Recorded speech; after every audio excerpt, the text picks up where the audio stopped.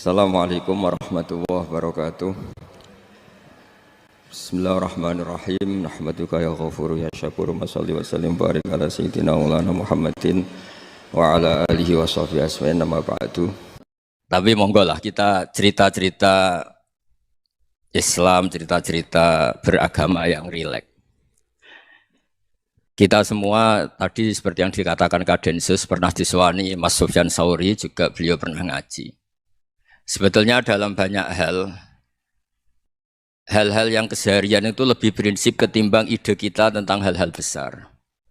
Saya beri contoh, Allah itu Tuhan yang maha kuasa, yang menguasai alam raya ini.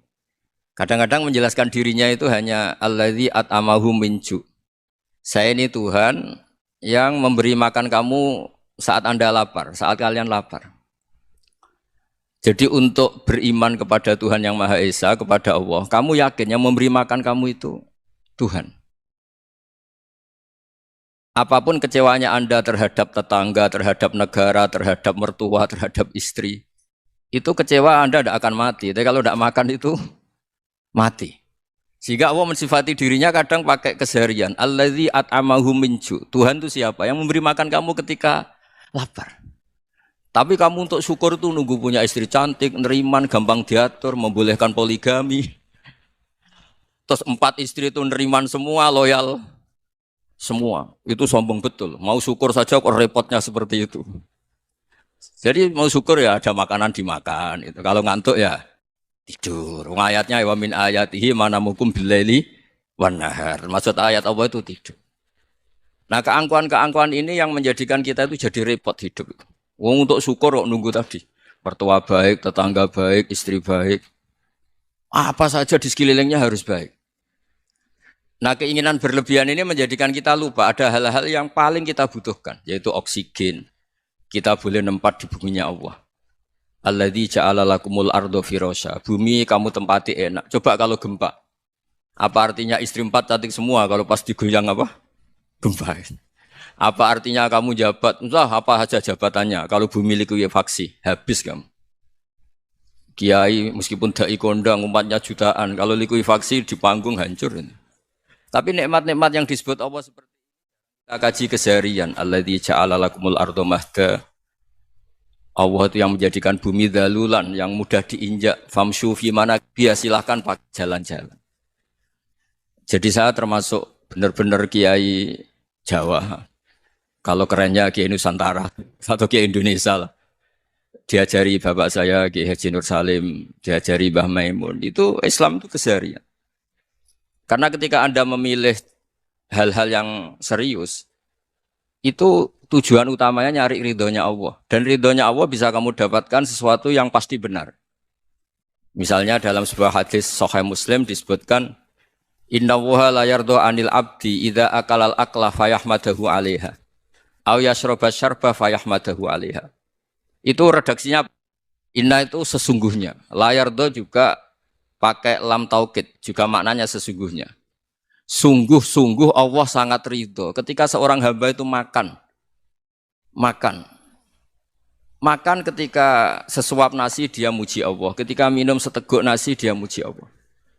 Itu kalau orang diridhoni Allah itu wali betul. Itu untuk jadi wali itu gampang. Kamu makan ridho. Kamu nginjak buminya Allah ridho seneng. Kamu hidup keseharian aman seneng. Nah ini supaya sampean kita semua lah. Kita semua ngaji betapa panduan Rasulullah untuk menggapai ridho Allah itu banyak yang keseharian sekali.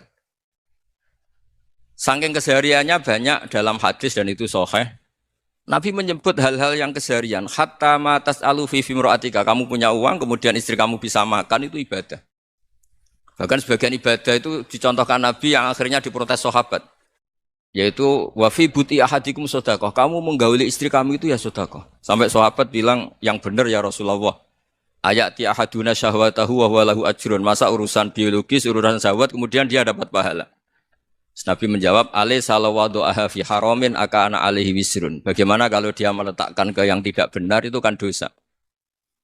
Nah, hal-hal seperti ini yang saya ingin teman-teman semua lah, semua. Saya juga agak ingin ngaji demi Anda juga agak ingin. Itu dosa sekali ngaji kok pesanan kelompok tertentu itu enggak boleh. Islam itu untuk semua. Jadi Ya cuma karena di depan saya jenengan ya seakan-akan jenengan korbannya. Itu ada ilmunya dalam usul fikih itu. Jadi orang itu harus ngaji usul fikih. Nama yang disebut, mungkin Mas Sufyan masih ingat zaman ngaji usul fikih. Nama yang disebut itu tidak jaminan sebagai prioritas perintah. Jadi misalnya gini, kebetulan yang di depan Nabi itu Abu Dzar. Nabi ya bilang, ya Abu Dzarin ini uhibbuka misalnya, atau ya Mu'ad ini uhibbuka, atau ya Abu Hurairah ini uhibbuka misalnya. Banyaklah riwayat yang Nabi nyebut ya Abu Dzarin, ya Mu'ad, ya Abu Hurairah. Kemudian misalnya Nabi meneruskan khitab, ini uhibbuka, saya mencintai kamu, fakul dubur sholatin, atau sebagian riwayat disebut fala tada'anna dubura kulli sholatin, Allahumma inni ala dzikrika wa syukrika wa husni ibadatik. Saya mencintai kamu, siapa saja. Mu'ad bisa, Abu Dzar bisa siapa. Saya mencintai kamu, mohon kalau habis sholat kamu jangan lupa wiridan Allahumma a'inni ala dzikrika wa syukrika wa husni ibadatik. Ya Allah, tolong kami permudah supaya mudah ingat engkau. Anda tidak bisa mentang-mentang, wong nama saya Parmin, nama saya Purnomo, itu yang diperintahkan Mu'ad misalnya. Jadi yang disebut satu, tapi khitab itu untuk siapa saja. Saya teruskan ya. Jadi saya mohon semua kita melakukan kebaikan itu kalau dalam kaidah fikih disebut al yakin la yuzalu bisyak. Banyak kebaikan yang kebenarannya itu 100%. Tidak punya efek samping ke pihak lain, ke kelompok lain, ke komunitas lain. Yaitu tadi misalnya Anda makan dan itu murah sekali, hanya butuh satu piring. Setiap punyaan kamu muji Allah, setiap minum kamu muji Allah. Itu redaksinya Rasulullah SAW disebut Allah sangat ridho ketika seorang hamba makan, kemudian dia memuji Allah. Atau minum, kemudian dia muji Allah. Logikanya gampang, negara seperti ini yang kamu harapkan bentuknya kayak apa, mertua, ipar, komunitas, tetangga. Itu nyata terjadi itu kan belum pasti. Sementara yang mesti terjadi adalah kamu butuh makan, kalau tidak mati. Butuh minum, kalau tidak mati. Butuh bumi yang nyaman ditempati, kalau tidak kita juga mati. Sebab itu Allah kalau menyebut nikmatnya itu hal-hal yang keseharian. Alladzi at'amahum min ju'. Allah itu siapa? Allah itu yang menciptakan kamu bisa makan. Tidak berlebihan, Allah itu yang menciptakan kondisi sosial itu ideal. Zaman Nabi itu ya ada orang munafik. Orang-orang pilihan Allah itu juga diuji orang sekelilingnya yang macam-macam. Semua diuji sesuai konteks zaman dan waktu. Nah, tapi ada ibadah-ibadah yang selalu disarankan Nabi. Sampai Nabi itu pernah ditanya, ayul Islam ya khairun ya Rasulullah, Islam terbaik itu gimana? Jawaban Nabi itu unik. It'amu to'am. Islam terbaik itu ya makan-makan, santai-santai. Ketika Allah menyebut beberapa kebaikan, falak tahamal aqobah, wa ma adrokan apa? Mal aqobah. Terusannya apa? Fakku rokobah. Terusannya apa? Au it'amun fiyaumin di masubaya. Atau acara makan-makan itu juga Islam. Kenapa? Ya bayangkan kalau tidak ada makanan, kita mati kan? Kondisi sosial tidak ideal itu Anda masih gak apa-apa. Tapi kalau Anda tidak makan, Anda tidak minum, kamu punya istri cerewet masih bisa hidup, punya mertua cerewet masih bisa hidup. Tapi kalau tidak makan bisa mati. Berarti penting mana istri sama makan? Penting mana? Makan. Semoga istri Anda dengar, nanti kamu disuruh makan tapi pulang deh. Itu kalau dibahasakan makan masih memahami. Penting mana nasi satu piring dengan istri. Nggak ada nasi mati, nggak ada istri belum mati. Penting mana? Gak berani jawab kan? Nah, ternyata Anda ada garang kan di depan istri. Jadi saya mohonlah, mungkin Mas Sufyan Sauri tadi yang bisa bantu lah. Teman-teman tuh ngaji yang keseharian saja. Karena kita nyari ridha Allah itu berdasar firman Allah. Dan firman Allah itu menyebut keseharian tuh riang, gampang. Yaitu tadi misalnya wa min ayatihi manamukum billaili wan nahar. Termasuk ayat-ayat Allah itu kamu tidur. Maka dulu itu ada guyonan, ada tokoh Mu'tazilah, kelompok dalam Islam yang berpikir manusia itu bisa menentukan ikhtiarnya sendiri. Karena saya bisa duduk, ingin berdiri, berdiri. Karena kelompok ini nggak terima kalau semua kehendak Allah, nanti bagaimana kalau semua kehendak Allah kok ada hisab ya, ada sanksi. Lucunya itu dia akhirnya ini cerita ya, mencintai seorang perempuan cantik sekali. Dan itu dia menjadi ahli sunnah itu oleh hal-hal yang sepele. Karena istrinya cantik, Ya namanya suami istri hubungan intim. Terus ditanya, Mas, masih ingin lagi? Masih. Silahkan diulang lagi. Wah ya tidak bisa. Katanya manusia bisa menentukan yang diinginkan. Itu tobat itu. Itu nggak bisa ditobatkan Mas Sufyan Ats-Tsauri. Orang cantik yang mudah nobatkan orang itu orang cantik. Segampang itu. Akhirnya kita tahu, makanya kalau dalam kitab Hikam itu disebut al-akil mayakul madza yaf'alu wa hubi wal ghafil mayakul madza af'al. Orang yang punya akal karena sadar ini wilayah Allah, semua milik Tuhan. Itu dia tiap hari berpikir, besok Allah akan melakukan apa terhadap dunia ini. Kamu merencanakan suatu mau plesir ternyata gempa. Mau wisata ke Rusia ternyata perang. Kamu tidak pernah tahu apa yang akan terjadi besok. Wa ma tadri nafsum madza taksibu ghadan. Tapi anda semua kita ini sering punya jadwal permanen. Makanya saya kalau diundang siapa saja, sanad takdir.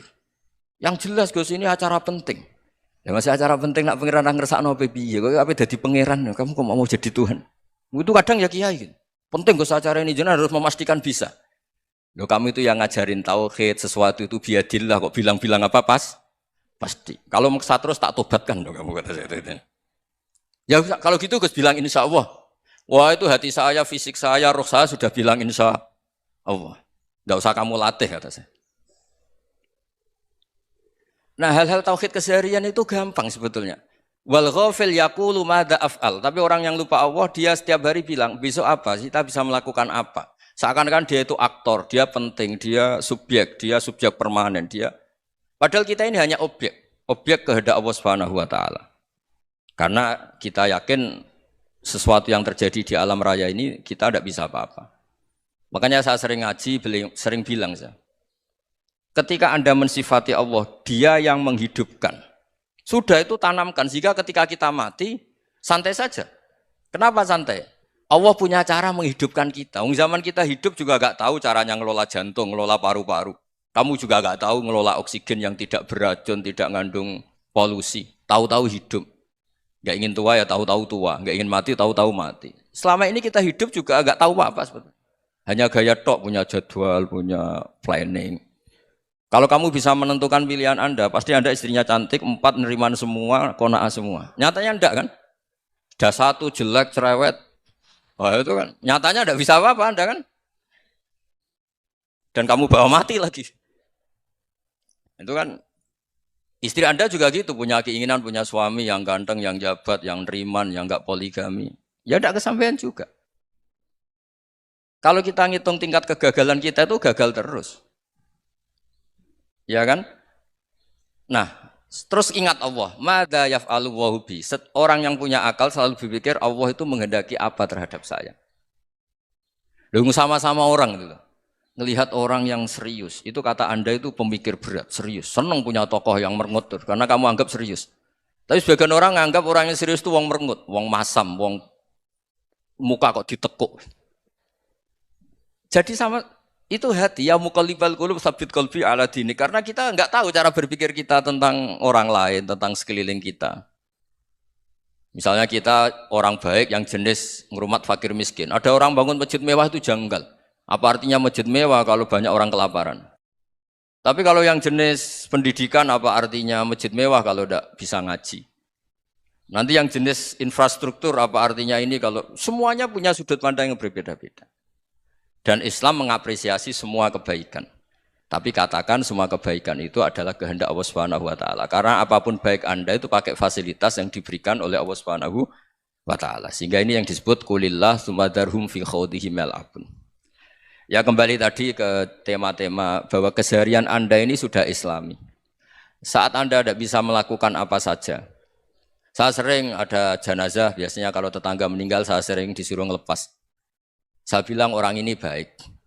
Karena sering ngelamun di rumah, sering nganggur di rumah. Ditanya sama anaknya, kenapa Gus nganggur baik? Ya kalau dia nganggur artinya juga enggak berbuat sesuatu yang maksiat kan?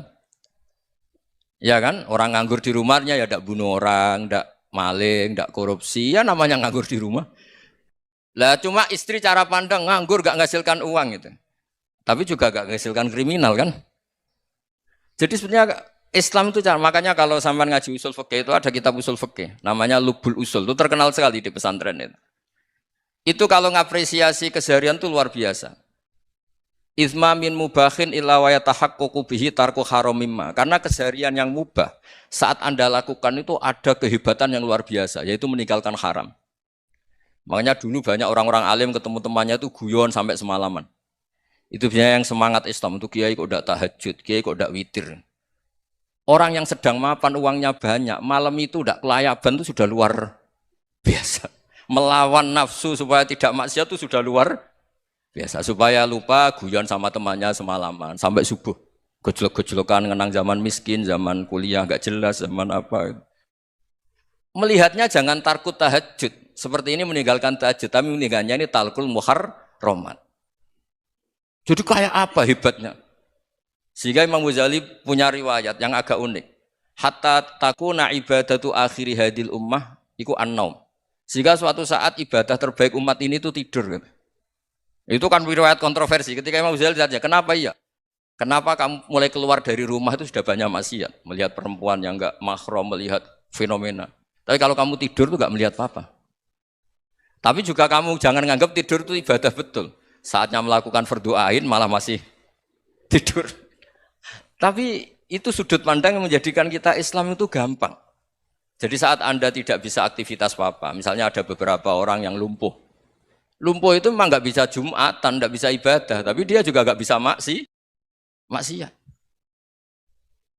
Tidur itu memang Anda saat itu tidak bisa tahajud, tidak bisa witir, tapi saat itu ada zina, ada maling, ada gosipkan orang, ada bully orang, ada menanamkan kebencian, ada hasud. Sehingga tidur menurut Allah Ta'ala wa min ayatihi manamukum billaili apa? Wanahar. Karena di tidur itu selain ada unsur istirahat, jaga kestamina, juga ada unsur meninggalkan beberapa keburukan. Nah saya mohon ibadah yang keseharian ini kita jaga. Supaya kita semua baca ayat itu fasih. Fasih itu tertanam di hati. Allah itu siapa?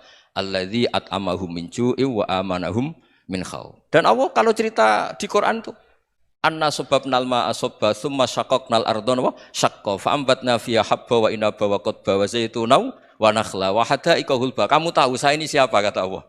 Saya ini adalah Tuhan yang menurunkan air, kemudian ada tanaman banyak. Habba wa inaba wa qadba, ada zaitun, ada tin, kalau orang Jawa mungkin ada tela, ada padi, ada mangga, ada pisang. Sudah. Wa inaba wa zaituna wa nakhla wa hada'iqa hulba. Ada perkebunan yang lebat. Tujuannya apa? Mata Allahkum, silahkan kamu pakai, kamu nikmati. Tapi karena kadang kita ini punya ide-ide besar. Tadi untuk syukur saja nunggu punya istri riman, rumah baik, tetangga baik, komunitas baik, semuanya baik baru syukur. Lama-lama nanti ada di surga, syukurnya nunggu surga paling kelas A. Itu sudah ada yang menghuni Rasulullah, kamu nggak boleh di situ.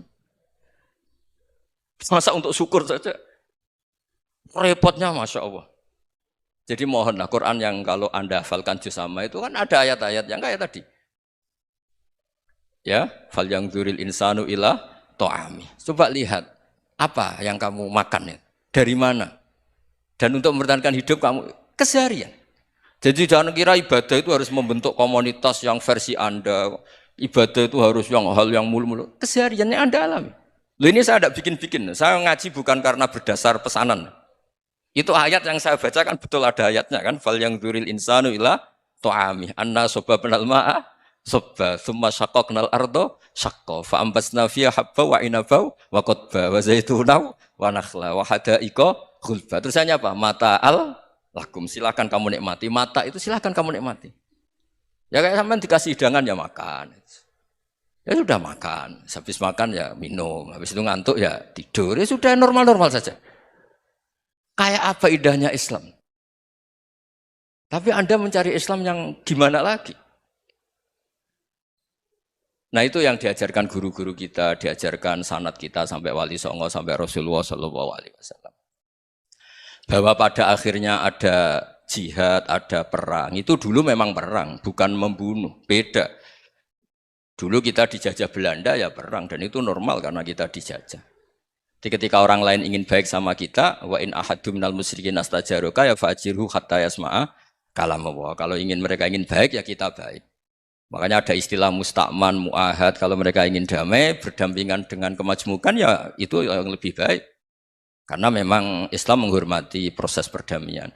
Wa in janahu napa lisalmi ya fajnah lah. Kalau ingin damai ya kita harus damai. Jadi andai kan dulu Belanda datang ke Indonesia kok minta besanan gitu. Ya mungkin kita juga seneng karena memperbaiki hidung kan kalau minta besanan gitu. Nah tapi wong jajah dulu itu kan masalah kan? Apa? Masalah kan? Jadi saya mohon ya, jadi apa? Saya tadi minta sama Bapak Kadensus kemarin juga pernah main ke saya. Jangan sering ketemu saya ini sudah uzlah, saya ini sudah mau daftar jadi resi. Saya itu kemarin di muktamar juga agak datang, acara di Jogja juga sudah. Karena memang keluarga saya dulu itu bahasa ya, bapaknya bapak saya itu enggak keluar rumah itu puluhan tahun. Memang punya adat uzlah. Ya makanya ngaji aja yang gampang-gampang aja, yang enggak orderan, enggak pesenan ngaji aja dulu yang gampang. Saya ikhlas, yakin betul saya ikhlas. Ikhlas itu menurut saya itu roh. Orang enggak ikhlas menurut saya itu orang aneh. Ikhlas itu gampang, sudah saya bilang. Kalau kamu yakin ilmu itu milik Allah, ngasihkan juga ikhlas itu milik Allah. Apa sih yang kamu punyai sehingga kamu udah ikhlas? Uang milik Allah, energi kita milik Allah, bumi milik Allah. Kemudian kamu merasa memiliki. Merasa memiliki itu kalau dalam ilmu tasawuf sudah kesalahan kan. Bagaimana Anda punya? Coba tahu-tahu tanah itu kok milik Anda. Karena saya beli, Gus. Saya beli dari orang, dari Zaid. Padahal yang asli punya itu Allah. Apa benar kamu pernah beli sama Allah? Zaid ini pemilik nisbi, pemilik yang enggak sebenarnya kan? Ya enggak? Yang benar-benar pemilik itu Allah. Kok kamu ngerasa itu bumi kamu itu atas nama apa? Coba. Milik kan harus beli atau dikasih. Enggak semua kan? Nah, makanya terus famshu fi manaqibiha dan Allah menyebutnya sudah saya ini yang menciptakan bumi waladzi ja'ala lakumul arda dalulan dan Allah menyebutnya sederhana famshu fi manaqibiha silakan jalan-jalan terusannya apa wa kulu mirizki silakan makan-makan jadi Islam itu yes ya makanya kiai-kiai itu ada acara makan sampai ada guyonan fi kulli makanin makan di setiap tempat ya makan nggih ngoten guys pokoknya sing gampang-gampang mawon nggih nggih Mas Sufyan nggih sing gampang-gampang mawon nggih. Assalamualaikum warahmatullahi wabarakatuh.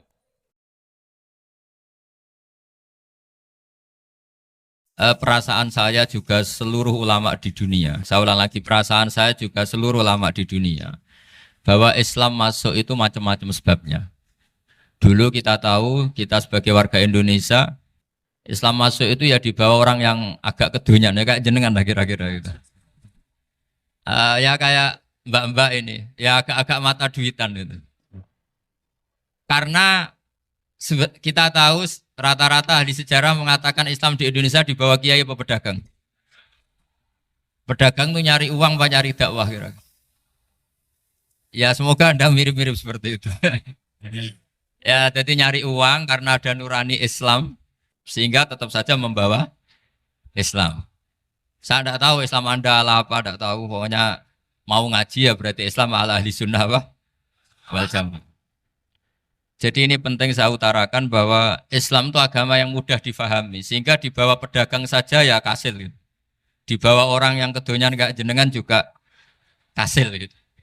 Dibawa orang baik ya kasil, dibawa orang broken juga kasil. Ini penting saya utarakan karena saya ngaji di mana-mana bilang ciri utama kebenaran absolut adalah kebenaran yang bahkan orang nggak benar saja bisa bawa. Tapi bukan berarti saya dukung Anda tidak benar, kan sudah tidak benar dulu sebelum kenal saya. Tapi nggak apa-apa, nggak benarnya umat Islam insya Allah dimaafkan sama Allah Subhanahu Ta'ala. Ya asal tobat maksudnya. Nggak, ini saya beri satu konstruksi pikiran yang saya sering utarakan di ngaji saya. Sampai sekarang saya coba saat tes ini kan di kampus ya, di apa bacanya ini Kim University yang global leader apa in the world itu. Ini keren lah. Jadi acara ilmiah kita ditakdir di gedung apa? Kampus, gedung universitas di begini. Kalau 1 ditambah 1 2 itu namanya hakikat. Ciri utama hakikat adalah siapapun akan menerima. Saya sekarang tanya sama Anda, kira-kira 1 tambah 1 2 itu musuh Anda pun mengatakan 2 apa tidak? Ya. Pekerja Korea ya bilang 2, Rektor Al-Azhar juga bilang 2. Kamu yang sekarang sedang mungkin sebagian broken sama istri juga bilang 2. Istri kamu yang mangkal sama kamu juga bilang dua. Yang cemburu ya bilang dua, yang dicemburuin juga bilang dua. Karena begitu mudah kebenaran absolut diterima oleh siapa saja. Begitu juga eksistensi Allah sebagai Tuhan. Itu mudah diterima oleh siapa saja. Sehingga pembawanya tidak perlu seorang kiai atau gus atau mubalek atau ketua muin, tidak. Cukup karyawan pekerja Korea. Karena kebenaran absolut itu kebenaran yang mutlak. Siapa saja yang waras pasti ngakui. Kira-kira orang yang berpikir sehat pasti berpikir begini, ini yang diajarkan Quran. Bumi ini kadung wujud, sudah wujud kadung wujud, punya eksistensi. Mungkin nggak sesuatu yang wujud, kemudian disebabkan oleh sesuatu yang nihilisme, yang tidak ada. Mungkin enggak? Enggak mungkin. Yang namanya penyebab itu harus sesuatu yang wujud. Di mana-mana penyebab itu harus punya eksistensi. Karena langit dan bumi ini kadung wujud, pasti penyebabnya adalah wujud. Karena wujud penyebab harus bersifat super. Lah bersifat super ini oleh ulama dikatakan wajibil wujud. Itu akal siapa saja akan terima. Cuma kemudian setelah nerima itu orang macam-macam cara berpikir. Mungkin orang Jawa dulu bilang itu Sahyang Widi. Kalau orang sini mungkin bilang apa itu? Dewa atau apa ya? Enggak tahu saya itu. Karena itu yang teman sampean, enggak teman saya itu. Tapi yang jelas begini, ini konstruksi ini harus kita jaga. Nanti saya bacakan teks hadisnya. Kebenaran sejati ciri utamanya adalah ada absolutisme, ada kebenaran mutlak. Ciri utama kebenaran mutlak adalah diakui bahkan oleh siapa saja, termasuk oleh orang fasik. Orang fasik itu orang nggak benar. Misalnya ada imam masjid besar Istiqlal, ditanya 1 tambah 1 bilang apa? 2. Nanti kira-kira yang lonte juga bilang apa? 2. KPK juga bilang koruptornya yang ditangkap 2. Nah, eksistensi Allah sebagai Tuhan ini kebenaran yang absolut. Maka agama ini juga boleh diterima oleh siapa saja, termasuk oleh orang fasik, orang nggak jelas. Ini penting saya utarakan karena sekarang marak kelompok yang mengatakan orang Islam kalau zina menjadi tidak muslim, orang Islam kalau korupsi menjadi tidak muslim. Salah sedikit tahlilan jadi kafir, percaya wasilah jadi itu tidak benar seperti itu. Karena kebenaran eksistensi itu kebenaran yang nggak bisa diganggu gugat. Seperti Anda ini kan warga Indonesia. KPK ya warga Indonesia, koruptornya juga warga.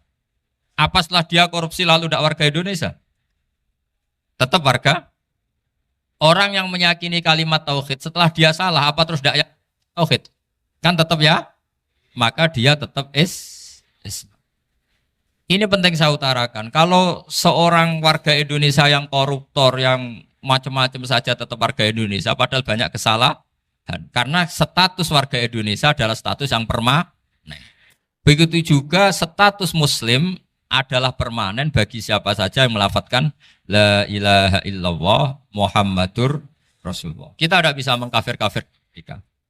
Itu juga yang sering dipesankan dan jadi ciri khas ulama ahli sunnah wal jamaah, tidak mengkafirkan orang Islam meskipun melakukan dosa besar.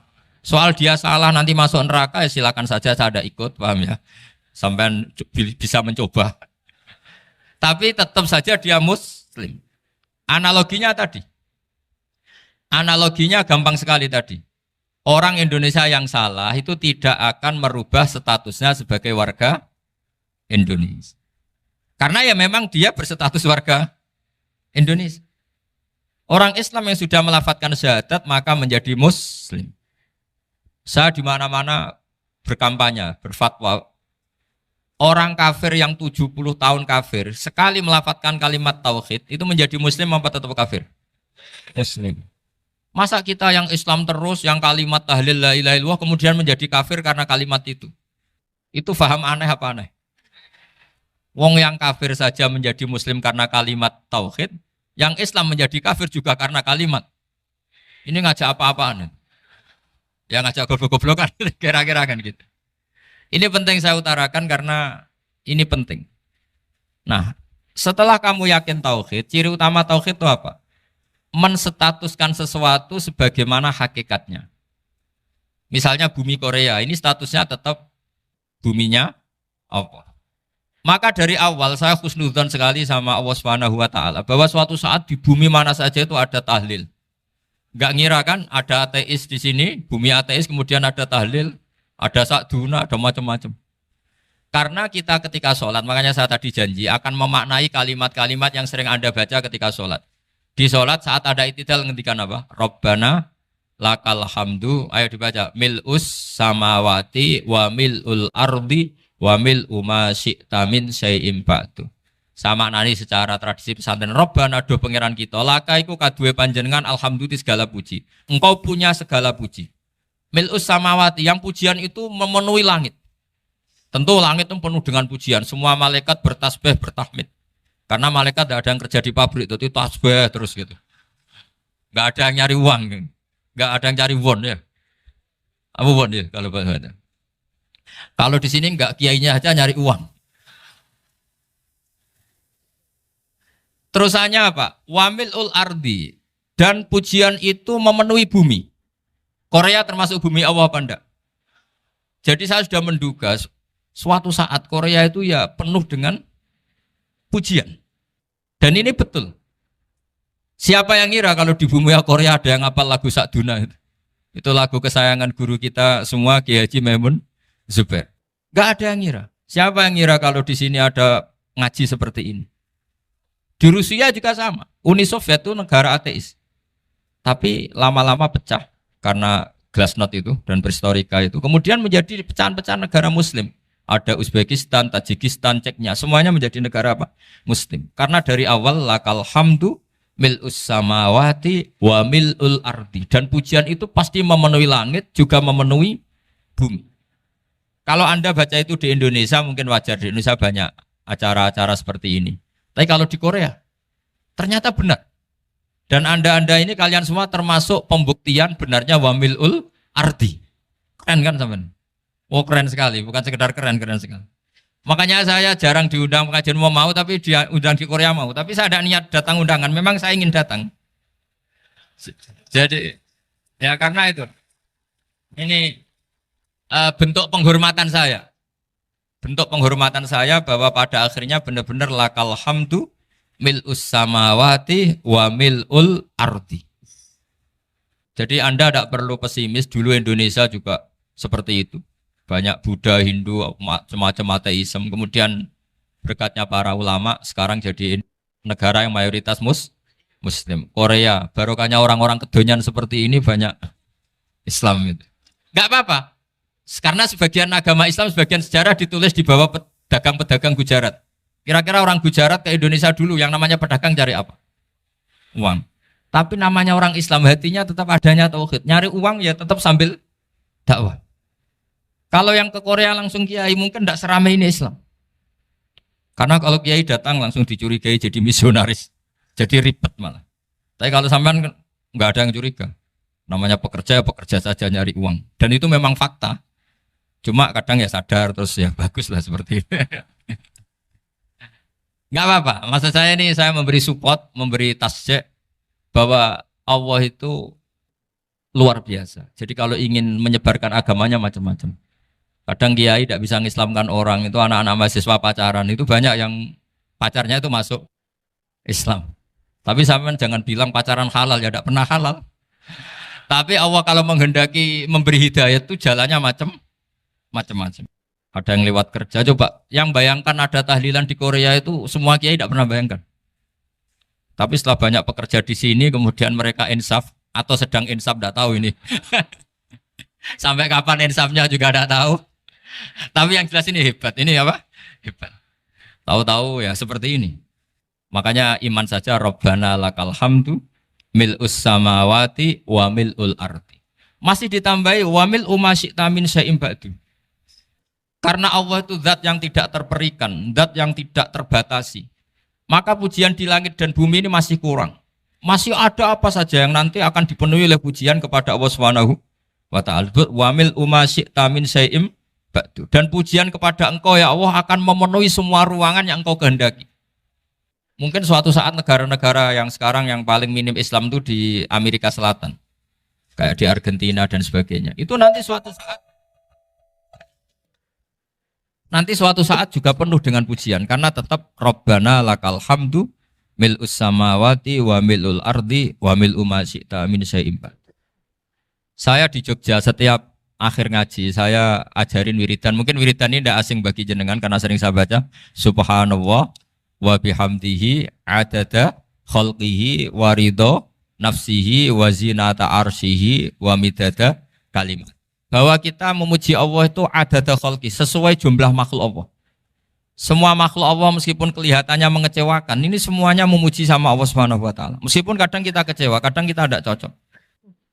Coba barokahnya Anda ini agak-agak kecewa gitu dengan Indonesia karena nggak menyediakan lapangan kerja untuk Anda. Tapi ya nggak kecewa-kecewa amat ya, agak-agak saja. Karena Anda tetap semua mencintai Indonesia. Gara-gara agak-agak kecewa cari negara lain. Akhirnya di Korea, ada yang di Jerman, ada di Inggris. Tapi bawaan pernah ngaji di musola, Islam ini ke bawah. Sehingga karena Islam ini ke bawah, tahu-tahu ada komunitas yang memikirkan Islam. Umumnya orang mikir Islam itu ya bikin masjid. Kalau di Korea unik, nyewa apa? Nyewa gedung untuk masjid. Itu kalau diceritakan di Indonesia aneh. Ini masjid sewaan. Masjid. Tapi kalau di sini lazim, karena kalau beli mahal ya cukup sewa. Saya tidak tahu kalau dalam terminologi agama tempat Anda sujud ini nanti jadi saksi di akhirat. Itu yang permanen apa yang sewaan tidak tahu. Jadi nanti bumi ini tanya, ya saya ya Allah pernah dipakai sujud, tapi setelah 1 tahun nggak kuat menambah lagi. Makanya saya dukung tadi yang ada gerakan masjid apa. Sebenarnya permanen nggak permanen itu tetap bagus, tidak usah memaksakan. Yang jelas saya sudah ikut nyumbang lelang tadi, dan saya berharap uang itu benar-benar untuk masjid. Kalau untuk tamirnya juga nggak apa-apa, yang penting untuk menghidupi masjid. Saya juga termasuk kiai yang nggak suka kalau hukum itu terlalu fanatik. Misalnya uang ini untuk masjid, kemudian imamnya diterlantarkan. Karena alasannya ini untuk masjid. Imam kan tidak masjid. Nah ini kalau imamnya nggak diservis, kemudian mutung terus pulang ke Indonesia. Ini jadi masalah. Tapi saya juga nggak suka kalau ada negara gitu. Betul-betul saya tidak suka. Yang imamnya itu terlalu diservis. Ini buruk sekali kan. Pernah ada anekdot, ini anekdot tapi nyata. Ada negara yang sangat sehat, Islamnya sangat sehat. Itu imamnya 1 bulan tuh digaji 70 juta. Kira-kira 70 juta dibagi 1 hari berapa? 5 sholat ya? 5 kali 30 berapa? Kira-kira saja. 150. Berarti per sholat dapat berapa ya? Kira-kira. Kan biasa potong gaji kalau... berapa kira-kira? Singkat cerita, si kiai dari luar negeri tadi cerita apa Indonesia? Kiainya miskin-miskin, datang ke masjid kan kadang pakai ontel, adzan sendiri, qomat sendiri, sholat sendiri kadang. Itu nasib orang-orang Sragen dan Salatiga sebagian. Itu yang lapor karena mereka itu. Kalau Rembang insya Allah enggak. Tapi ada semuanya Salatiga, sebagian begitu. Itu yang cerita kiainya, bukan ini bukan hoax. Memang kiainya cerita. Nasib kiai di Salatiga Gus katanya. Itu digojlok, tapi tetap sholat. Sehingga cerita orang tadi cerita, imamnya di sana naiknya Mercy, muadzinnya pakai BMW. Itu tetangga sebelah Indonesia banyak yang fasilitas imam seperti itu. Karena gajinya sampai 70 juta. Setelah dia cerita bangga karena negaranya mengapresiasi imam sholat, sama kayak Indonesia dia omongin gini, makanya kamu sholat terus, takut potong gaji ya. Gitu. Itu kagetnya bukan main dia. Dikira itu satu sifat kelebihan negaranya, ternyata buruk sekali karena imam sholat karena takut potongan gaji. Akhirnya ke Indonesia bangga, alhamdulillah kita sholat tambah gaji. Dan tetap sholat. Keren mana yang digaji sama Anda? Ini yang di atas ini banyak calon imam. Tidak keren mana imam yang digaji sama Anda? Keren yang enggak. Tapi kalau pertanyaannya dibalik, keren mana jamaah yang peduli imamnya sama yang enggak peduli? Jadi jawabannya harus tetap seperti itu. Imamnya keren yang ikhlas. Tapi jamaahnya keren yang peduli imamnya. Jelas ini ya fatwa saya ya. Gimana? Imamnya baik yang ikhlas. Tapi jamaahnya baik yang peduli nasibnya. Tapi sekali imam dari awal enggak ikhlas itu harus di PHK. Itu bahaya bagi agama kalau awalnya sudah ada ikhlas. Karena nanti setelah habis subuh terus dihitung. Wong setahu saya sholat terus kok kenapa gajinya tinggal segini? Ya, setahu saya sholat terus kok gajinya tinggal segini. Terus nanti takmirnya bilang, kemarin duhur Pak Yai tidak ngimamin. Kemarin asar tidak ngimamin. Terus dihitung. Bisa enggak agama akan berjalan seperti itu? Enggak. Ya makanya pertanyaannya tadi, suka atau punya imam ikhlas? Suka. Tapi imamnya juga suka kalau jamaahnya peduli. Ini penting. Jadi saya mensupport Anda, mensupport kalian semua bahwa agama ini akan diurus oleh Allah Subhanahu wa taala. Makanya Sayyidina Umar radhiyallahu anhu kalau disuruh mikir agama itu tidak mau. Tidak mau betul. Ketika Umar jadi khalifah itu puncak keemasan masa Islam. Semuanya stabil, semuanya hebat. Sampai Irak, Iran zaman itu Persia masih. Semuanya Mesir. Itu semuanya ikut Islam. Ketika Islam pada puncaknya, yang dikhawatirkan oleh masyarakat adalah begini. Lalu setelah Umar itu bagaimana? Islam setelah dipimpin orang yang tangguh, yang kuat, yang waroi, yang zuhud. Lalu setelah Umar itu gimana? Tapi Umar disuruh mikir gak mau. Sampai setiap Abdullah bin Umar jalan-jalan di kampung-kampung itu abahnya dianggap pecundang. Tahu sampean pecundang? Orang yang gak tanggung jawab. Karena orang-orang bilang gini, ya Abdullah bin Umar, bagaimana pendapat Anda kalau ada penggembala kambing di tengah hutan atau di tengah padang rumput, kemudian dia ninggal gelanggang kambingnya. Kamu anggap penggembala ini gimana? Oh itu penggembala yang dolim itu. Pasti kalau kambing ditinggal ya kacau. Apalagi ini umatur Rasulullah Shallallahu Alaihi Wasallam. Ini abah kamu tidak pernah wasiat, tidak pernah ngatur suksesi. Lalu Islam setelah dia bagaimana? Suruh dia ngomong penggantinya siapa? Karena beliau sudah sepuh harus ada suksesi. Akhirnya Abdullah bin Umar lapor ke Umar. Ini gimana bah orang mengkomplain begini. Apa kata Umar? Agama itu beda dengan kambing katanya. Agama itu milik Allah Subhanahu. Mbok saya pikir, tidak saya pikir tetap jalan. Nah ini terbukti. Jangan ulama ya ndak, mufti ya ndak, tapi bisa menjalankan agama. Kalau agama sampean pikir malah rusak. Sudah pokoknya lakukan saja, tidak usah dipikir. Akhirnya betul. Karena agama ini milik Allah. Soal kita serius memikirkannya itu karena khidmah. Karena kita ingin berbakti pada agama. Tapi Anda tidak boleh berpikir kalau agama ini butuh pemikiran Anda. Beda loh ya. Kita khidmah agama serius karena kita ingin mengkhidmai agama. Tapi agama ini tidak pernah butuh kita. Karena agama ini akan diurus oleh Allah Subhanahu. Coba pas sampean kecil, orang jilbaban di Indonesia itu banyak apa banyak sekarang? Banyak sekarang. Kiainya mutu orang dulu apa mutu orang sekarang? Tapi perkembangan Islam itu ramai sekarang apa ramai dulu? Ramai sekarang.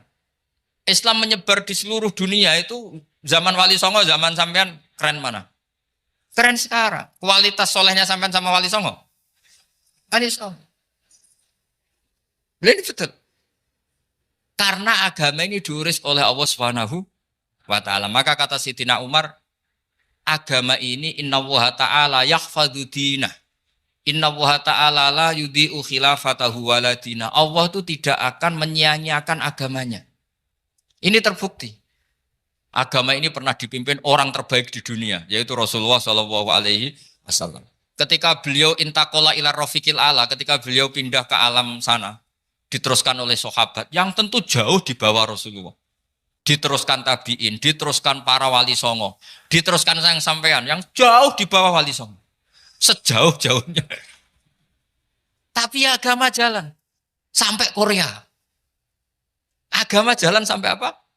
Dulu wali songo itu hanya sampai Mojokerto, sampai Tulungagung. Di bawah sampean, Kelayaban sampai mana ini? Korea. Coba kalau Allah tidak ngurus, nggak bisa. Yang gerakkan hatinya sampean peduli sama masjid siapa? Allah Subhanahu wa taala. Yang menggerakkan hati sampean peduli sama agama siapa? Tapi yang menggerakkan sampean ke Korea apa? Uang kan?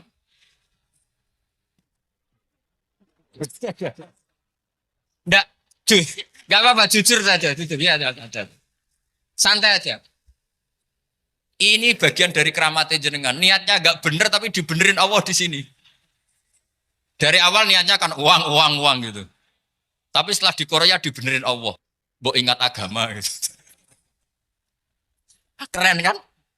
Makanya yang syukur sama Allah Subhanahu wa taala. Yang bisa hanya Allah taala. Makanya dalam dunia kiai selalu baca apa? Alhamdulillah alladzi hadana li hadza wa ma kunna linahtadiya laula an hadana Allah. Alhamdulillah kita diberi hidayat seperti ini. Kalau tidak Allah tidak bisa. Sudah mata duitan, kadang istri ngomel, mertua tidak percaya. Sudah setengah-setengah broken gini saya tahu sampai ke Korea itu karena broken pas saking sayangnya keluarga. Potensinya hanya dua. Dibela-belain kerja demi keluarga atau agak broken maka ke sini. Tapi apapun potensi itu tetap baik. Itu takdir sudah, itu takdir tidak usah dibicarakan. Semua itu apa? Karena orang kalau sedang rukun ya tidak mau tukaran, kalau sedang tukaran ya tidak mau rukun. Itu sudah semuanya takdir. Kata bapak saya dulu kalau ada orang mau jualan tanah, Pak Yai tanah saya mau saya jual. Ini gimana padahal ini tanah warisan. Kata bapak, nak waya adol ya adol. Memang ini saatnya jual ya jual saja. Nanti kalau kaya saatnya beli ya beli saja. Karena kalau sudah saatnya jual mau beli ya nggak mungkin kan. Mau memang saatnya jual. Kalau sudah kaya kan nggak mungkin jual tanah. Saatnya beli.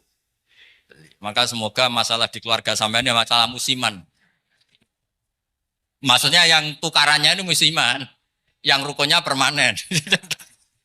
Jangan tukarannya permanen, rukunnya musiman. Setelah melihat yang lebih cantik, katut babon, nggak tahu saya katakan. Nah ini semoga katut masjid ini bagian dari kafaroh sampean itu. Jadi kafaroh kesalahan-kesalahan di sampean. Ini penting saya utarakan karena agama itu beda. Agama ini diurus oleh Allah Subhanahu. Jadi kita mengerahkan pemikiran itu bukan karena kita akan menyelamatkan agama ini, tidak. Agama ini diselamatkan oleh Allah Subhanahu wa taala. Coba kayak apa Uni Soviet kuatnya itu. Mengkooptasi supaya orang semuanya ateis, semuanya komunis. Itu 100 tahun Uni Soviet begitu. Tapi orang-orang Uzbek, Ceknya, Tajikistan tetap mengajari anak-anaknya tauhid. Itu ada yang cerita itu sampai mengajarkan tauhid itu di bawah tanah, di basement. Tapi Allah menghendaki Rusia itu Uni Soviet jatuh. Ketika jatuh, negara-negara ini langsung menjadi negara Islam, yaitu Uzbek, Tajikistan, Ceknya. Mungkin nggak mereka langsung menjadi negara Islam, andai kan saat menjadi Uni Soviet benar-benar menjadi ateis. Nggak mungkin kan? Karena saat dikooptasi Uni Soviet, akidah mereka tetap tauhid. Cuma nggak berani muncul. Artinya apa? Uni Soviet nggak bisa menghabisi Islam. Kurang kerennya Uni Soviet zaman itu. Bisa nggak menghabisi Islam? Nggak bisa. Donald Trump dulu termasuk Islamfobia. Tapi setelah dia anti-Islam, malah orang Amerika demo supaya memperhatikan Islam. Nggak bisa. Makanya Korea pun nggak bisa menghabisi Islam. Kalau sampean menghabisi Islam sendiri bisa. Karena terus nggak mau sholat, nggak mau zakat itu sampai. Tapi sampean toh yang Islamnya habis, Islam tetap baik-baik saja. Makanya ini penting saya utarakan supaya kamu pede bahwa agama ini pernah dibawa orang yang pedagang. Ya soal ada sebagian pendakwah yang ikhlas ya banyak, tapi sejarah yang gampang kita lihat adalah Islam itu dibawa oleh apa? Pedagang Gujarat, pedagang India. Nggak apa-apa, sejarah itu meskipun sebagian menentang nggak apa-apa, tapi sejarah itu tetap ada. Pasti sebagiannya memang seperti itu. Dan itu tidak masalah.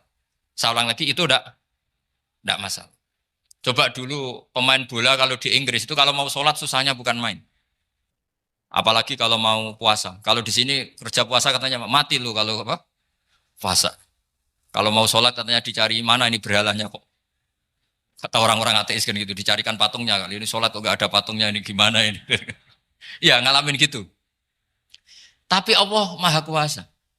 Banyak investor mana itu Dubai atau Qatar yang tertarik investasi di dunia bola. Kayak Sulaiman Al-Fahim makanya beli Manchester City. Itu sekarang pelatihnya negara orang sholat gak berani. Bahkan di tengah stadion dibangunkan masjid. Kalau sampai daftar jadi muadzin bisa. Apa nyanyi Sakduna di sana juga bisa. Dulu Aljazair bencinya bukan main. Apa Perancis sama orang Islam itu bencinya bukan main. Barokahnya Zidane pemain bola dan juara dunia. Terus Zidane turunan Aljazair. Akhirnya orang Perancis itu mencintai Islam. Itu barokahnya sepak bola. Allah punya sekian cara untuk mengenalkan Islam. Di Prancis dikenalkan lewat pemain sepak bola. Nah di Korea ini yang agak unik dikenalkan lewat pecinta wong. Saya jamin ini tidak apa-apa, sudah tidak apa-apa, sudah aman, pokoknya aman. Jamin aman. Pokoknya alhamdulillahilladzi hadana lihada wa ma kunna linahtadiya laula an hadana.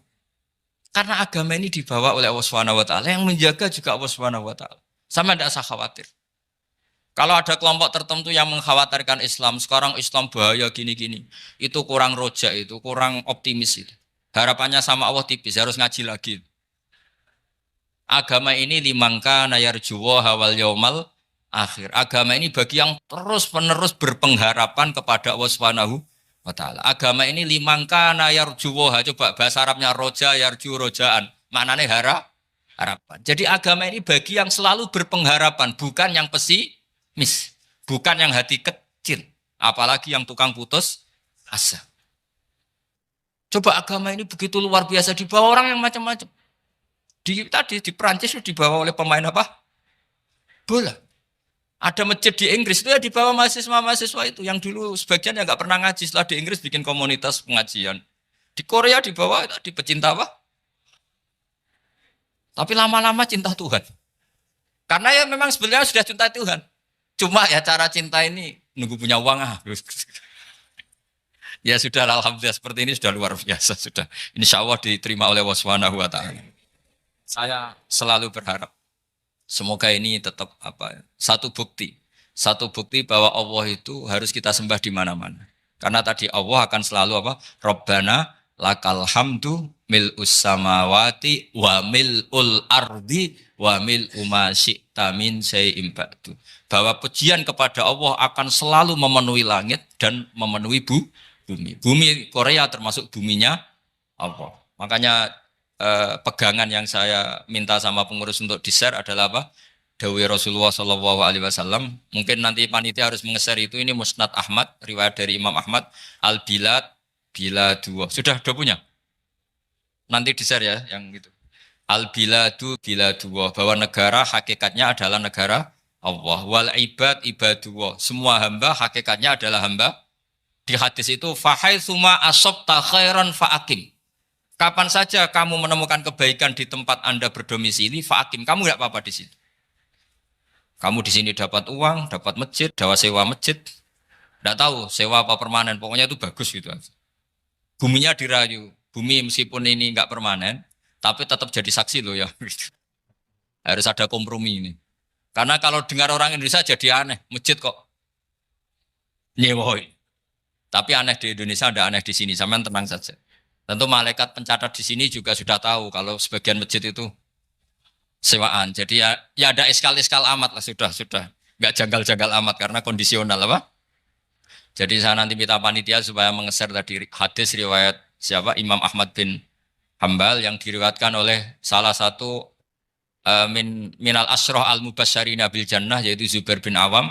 Nabi ngendikan al-biladu biladullah, negara mana saja adalah negara Allah. Wal ibad ibadullah, semua hamba adalah hambanya Allah. Fahaitsuma asabta khairan, di mana saja kamu mendapatkan kebaikan, fa'akim, kamu tidak apa-apa berdomisili di situ.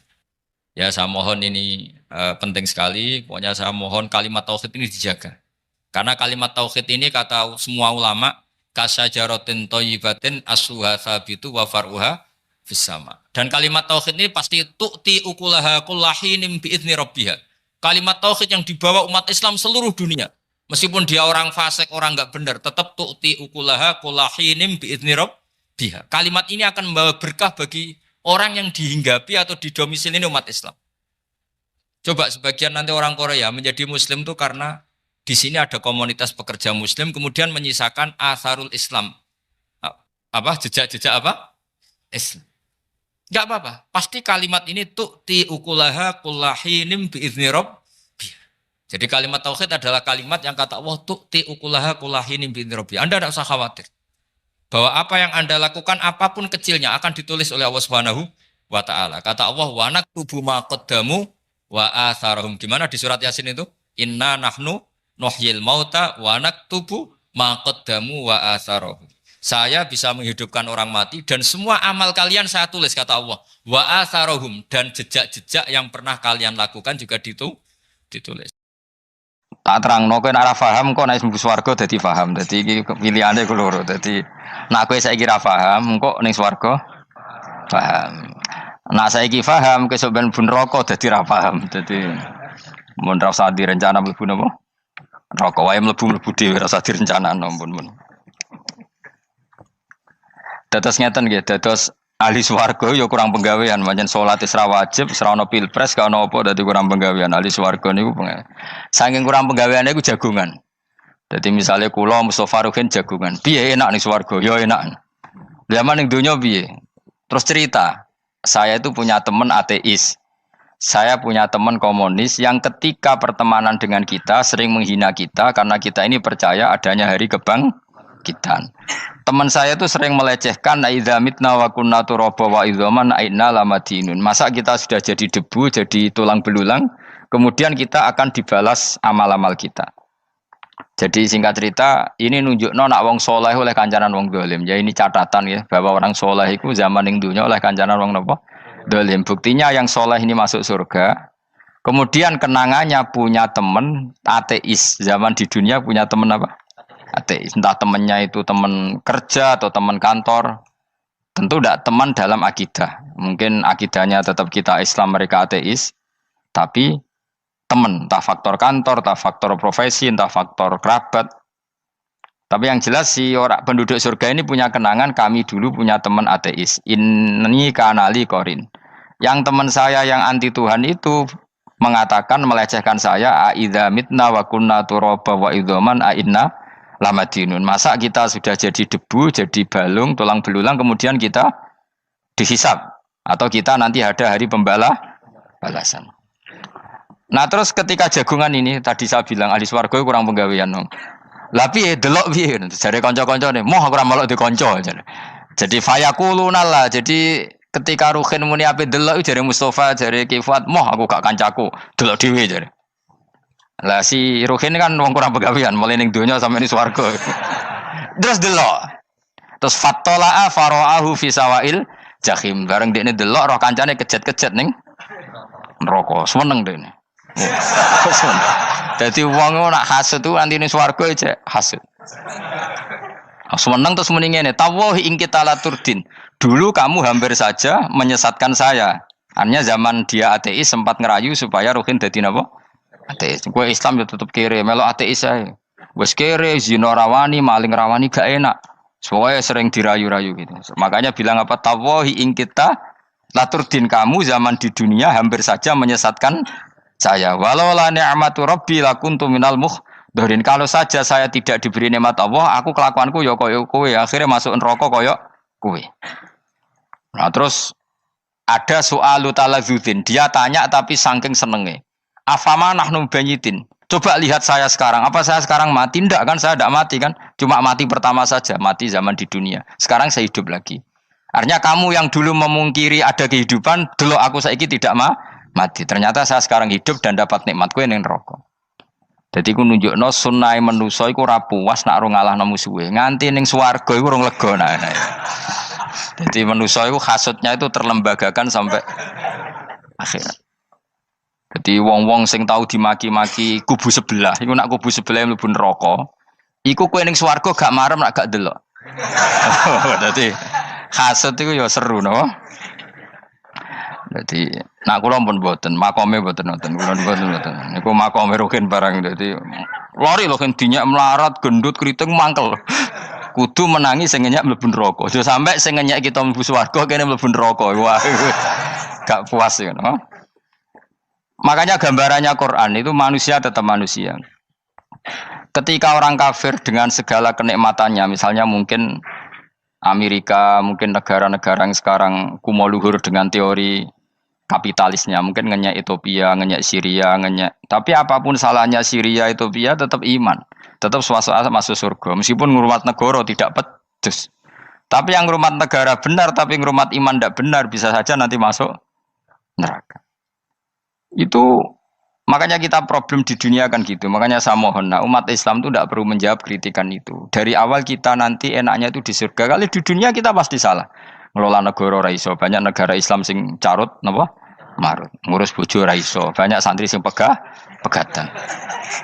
ngurus anak yo ora iso, anak yo debu weling kok bapak. Kita ini kan ngurus yayasan yo ora iso. Kan semua yang berbau Islam mesti carut mar. Karena ya apa ya, dari awal kita ini mah enggak serius ngurus dunia. Kok serius piye nyimpen dhuwit wedi dosa ana hisab. Ape riba rentenir wedi dosa. Wape ngatur dunia nemen-nemen wedi dosa. Allahu al-mudabbir sing ngatur kok melu ngatur barang. Wah, akhirnya karena wedi dosa terus goblok. Sebagian goblok klasik, sebagian keterusan. Nah, sing repot sing keterusan sampai asli lah iku terus kombinasi napa? Jadi wong Islam iku ora kober serius mengurus dunia. Kadang punya pemimpin fasik lah ben kono bae-baean dunia. Jadi ribet wong Islam. Akhirnya kita ini dihina wa idza marru bihim yatakhamazun wa idza qalabu ila ahlihim qalabu fakihin wa idza ra'ahum qalu innaha ula inapa ladallun. Orang-orang kafir itu kalau melewati orang Islam pasti ngenyek. Urip nyatane ngono, ngelola negara enggak bisa, ngelola keluarga enggak bisa. Nah, nanti kalau kita di surga itu kata Allah fal yaumal ladzina amanu minal kufari yadhakun. Nanti di surga orang-orang iman gantian menertawakan orang-orang kafir. Jadi itu menunjukkan bahwa kita tidak pernah puas sebelum dendam menertawakan. Jadi wis ning swarga iku cita-citane mukmin tetep fal yaumal ladzina amanu minal kufari yadhakun. Jadi kowe sok ben ning swarga iku ya Allah kasih saya fasilitas bisa melihat penduduk neraka. Terus dene ning teras-teras swarga dipertontonkan orang kafir alal araiki yang turun. Hal suwibal kufaru makanu ya falun. Delok saiki kowe mbek aku mulya ndi. Jadi dendam itu penting. Tapi sebenarnya ini swarga ning donya wis kalah wis nurut ae no. Dadi menteri yo nurut wis pokoke nurut ae wis barang donya pek-pekan ngono.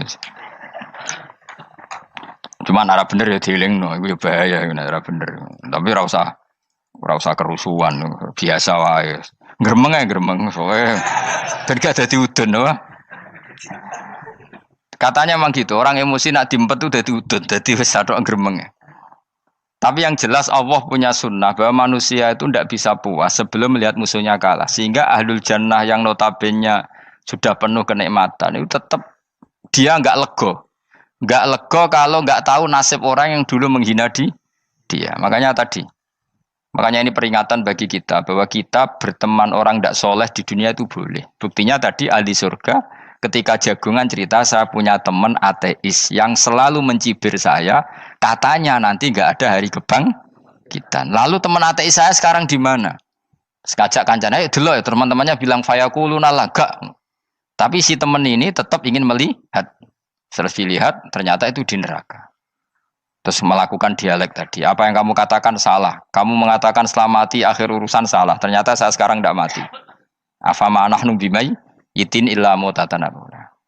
Jadi saya mohon sekali teman-teman yang hafal Quran itu harus hafal sampai seperti saya ini sehingga tahu duduk perkara ini Quran itu kayak apa. Maca Quran tok ibadah wis suwe nang maca Quran ibadah. Tapi ndak paham wong khawarit sing tukang mateni wong yo hafal Quran. Iku gara-gara ra paham iku akhire kewaco. Nah kandhani ku angel. Sing kandhani kudu aku. Nah sing kandhani Mustafa padu merapal kan. Sing ngandani kudu aku. Mbok yo wong ku mikir to. Apa gunane misalnya ki apal Pancasila. Tapi ra iso nglakoni napa? Pancasila. Ngapal tok keadilan sosial bagi seluruh pejabat. Antok ngomong ngono jelas timbang muni bagi seluruh rakyat Indonesia aja boleh. Quran juga gitu. Kita ini manusia punya watak dendam. Tapi dendam ini dikelola oleh Islam. Dendamnya mending swarga wae. Ning donya ben, ning donya mung sediluk. Tenan betul. Orang-orang mukmin itu sampai belum lega kalau belum ketemu orang yang pernah mencibir.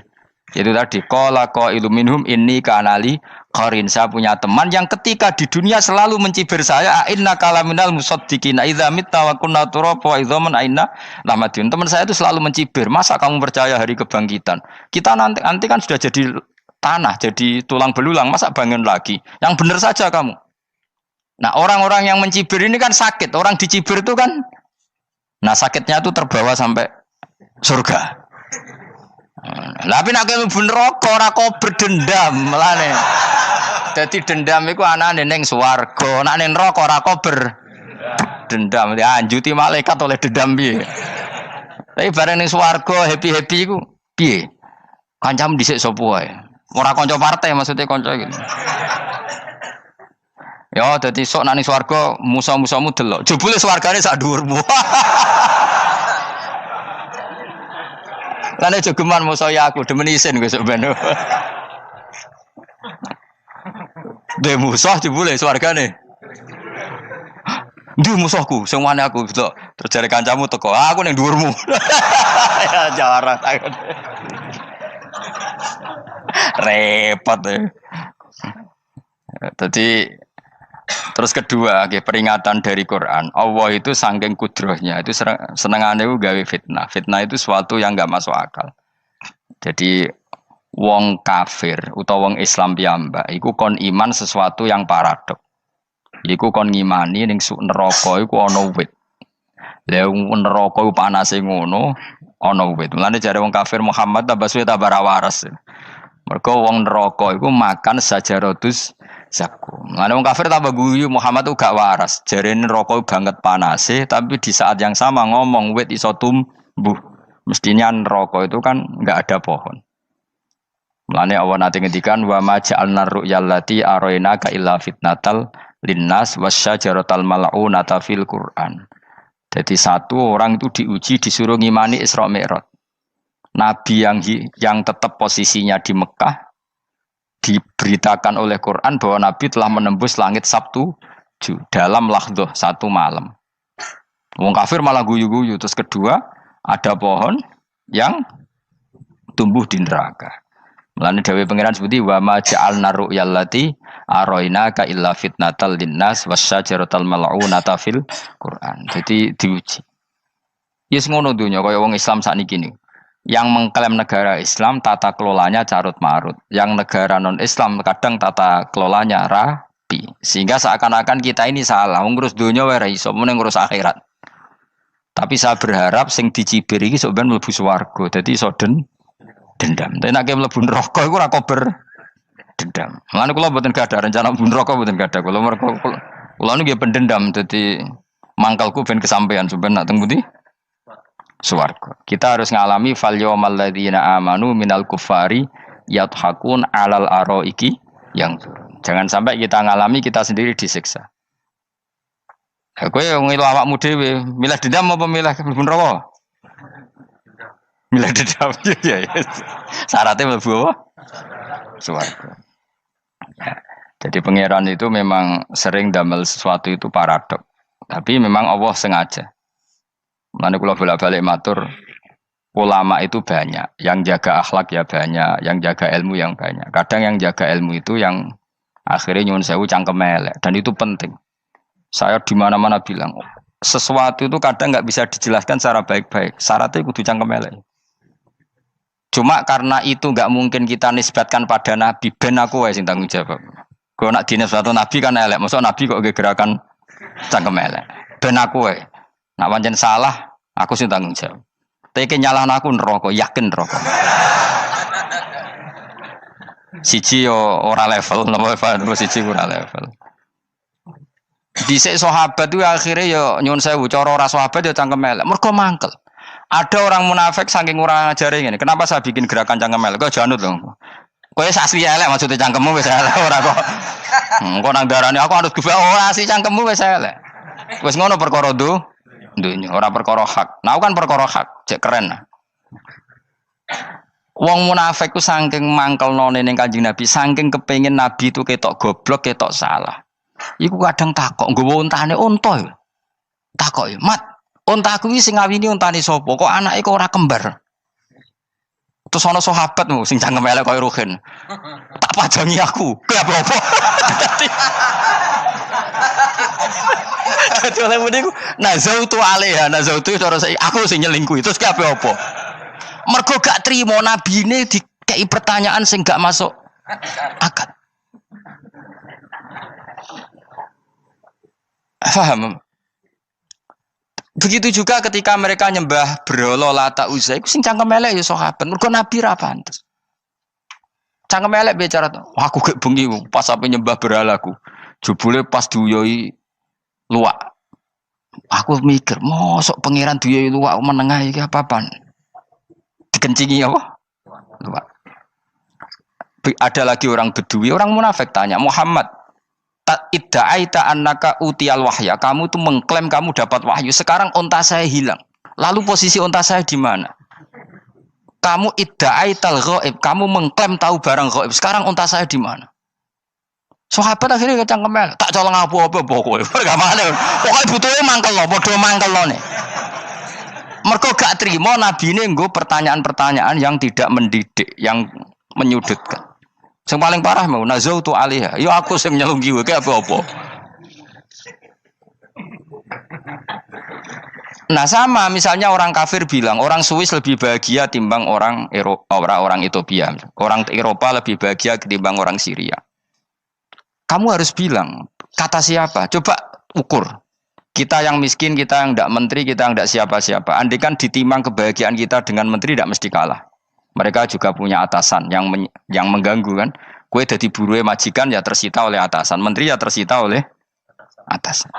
Kebebasannya ya ada yang tersita. Wayai pengen turu harus ngantor. Wayai kepengen mangan harus rapat. Kamu ya tersita pe mangan rakelar. Ya sesuai tersitanya macam-macam kan.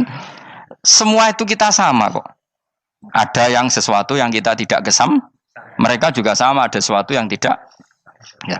Sebenarnya pola hidup itu kan sama. Dan itu kadang-kadang yang jadi aman, kadang-kadang mau cangkem elek sing iso jawabnya. Tapi saya ulang lagi itu nggak mungkin kamu nisbatkan kepada Rasulullah karena Rasulullah itu ahsanan nasi khalqom. Tapi ulama ben tetep ngene iki. Sing kaliber lho ya. Sing kira-kira cangkem elek tetep keramat kok kula lah minimal kok kula. Kulo nu cangkem elek tetep keramat. Kowe sopan tetep keramat, ora ana ilmune kok. Entekno sopanem ora ana pengaruh ya. Entekno sopanem tetep keramat aku, yakin keramat aku. Bae kowe sopan lah ya. Ora ana ilmune apa opo? Sopan yo keliru, cangkem elek yo keliru, urip yo keliru, mati yo keliru, pokoke kadung keliru. Ana ulama diomongi, Pak Yai, kalau neraka itu, kalau setan dari api, kemudian setan disiksa api kan sejenis, susahnya apa? Kiai ini mangkel terus ngambil segenggam tanah di sawur ora ini. Loro yai, jari kayak kok tanah, kena tanah kok loro. Nggak bisa seperti ini diberi penjelasan baik-baik kan. Setan itu kok geni Pak Yai, jari disiksa di neraka kan nggak apa-apa, sama-sama api. Kiai ini ngambil tanah sawur ora ini. Barang mau sakit Kiai, jari kok tanah, kena tanah kok sakit. Hanya jangan katakan kalau setan dari api kena api ndak sakit. Coba kamu kasih penjelasan baik-baik. Ngapunten nggih, umpami jenengan nggih. Ngapunten lho niki. Ngapunten lho nggih, umpami jenengan nggih. Ngapunten lho nggih. Kesuwen. Umpami jenengan kena tanah sepundi iki mboten napa-napa, kena tanah kula biasa ya. Kan kesuwen. Dene mbok sawuri raine. Terus keliliben. Padahal materi manusia dari tanah, ternyata kena tanah. Sakit. Makanya dendam itu penting, tapi tadi loh ya, bukan dalam konteks dunia ning swarga. Allah iku wis gawe manusa iku duwe dengan tanda kutip dendam tadi. Dekne tetap gak terima. Orang yang dulu menghina saya iman, kemudian orang itu di surga gak terima, makanya diberi hak untuk melihat bahwa temannya masuk neraka. Melane fattola'a fara'ahu fi sawail jahim. Kemudian temannya dilihat, kemudian temannya di neraka. Dan belum berhenti dendamnya di sini. Dia ngomel-ngomel, tawahi ingkit talaturdin. Kamu kan yang hampir saja menyesatkan saya. Jadi wong swarga nek ora ngomel ya ora lega. Ayo milih swarga apa milih dendam? Dendam. Jadi mulane ngaji ben kero, dadi ben lega apa? Dadi kowe kudu dendam kan. Kowe mbek wong sugih-sugih kudu dendam. Jute gak dhisik sugih, saiki sugih aku jebule sing mbok dendami swargane sak dhuwur. Pancet wong sugih menangan. Jadi kudu jelas ya. Jadi kenapa saya bilang cangkemel karena tadi dulu sahabat itu kadang kesulitan nanggepi komentare wong-wong munafik. Karena tadi itu Nabi itu, sampai nak roh ceritanya Nabi dari sisi yang baik-baik saja. Maksudnya baik-baik itu sahabat merawakan Nabi. Wong munafik nak takok aneh-aneh. Ya Muhammad, onta aku iku rondo ireng kok anake rondo ngene iku sing majang ki sapa? Jare sahabat, aku wae apa? Wong urusan unta kok ditakokno ora. Dadi niate nglecehno nabi, nabi takoki urusan. Lah kula misale kiai, alim alamah tukang maca jalan takoki, "Gus, dari rukin kula gak ada kucing, Gus." Niku rupane kok beda-beda nu sing majangi kucing putih, Gus. Aku kan ngenyek wong lho. Kiai ditakoki urusan perselingkuhane apa? Kucing. Bukan nabi itu kono mesti sahabat tahu terus kabeh apa? Ono sing ontane hilang Muhammad kamu mengklaim tahu barang gaib. Lalu onta saya sekarang hilang di mana? Itu saya sahabat tak jupuk. Maksudnya sahabat tadi agak nyolong mangkel wae. Cara aku zaman sahabat kok menangi nabi. Sing hilang ontamu nabi mbok takoki. Engko sing dionto ora iso njogo malah nabi wong liya mbok takoki. Cok goblok. Enggak mungkin seperti ini kita baik-baik saja. Jajal misalnya kesopan, ngapunten nggih, Nabi suka nih hak mikir ya. Malah ku mau luhur kan? Nabi kasih waktu untuk meditasi. Kan malah gak kasih sopan gini iki. Unta-unta mudik takon Nabi lah nggak wes ramal di dunia kan lebih gampang. Gampang di cangkem melek cangkem apa? Jawab. Gampang cangkem melek. Makanya dulu mulai sahabat, ada sahabat kayak Umar, kayak Khalid bin Walid, gue jagani ngomong sing ini. Masyhur. Ono munafik nih takok, "Muhammad, kamu betul Mi'raj?" "Iya." Sayyidina Ali diparani takok, "Ali, sikile mangkat sitok diangkat. Angkat loro-loro ora iso. Ngono jare kancamu iso." Mergo artinya terbang kan kakinya terangkat semua. Sayyidina Ali karena wong pinter nganggep iku guyu tok Sayyidina Ali. Bareng takok Umar, kan dekne kepengen mengalahkan Nabi dan mengalahkan Ali. Terakhir ning Umar. "Mar, kowe iso ngangkat sikilem sitok." "Teni." Pekno pedang mbek Umar.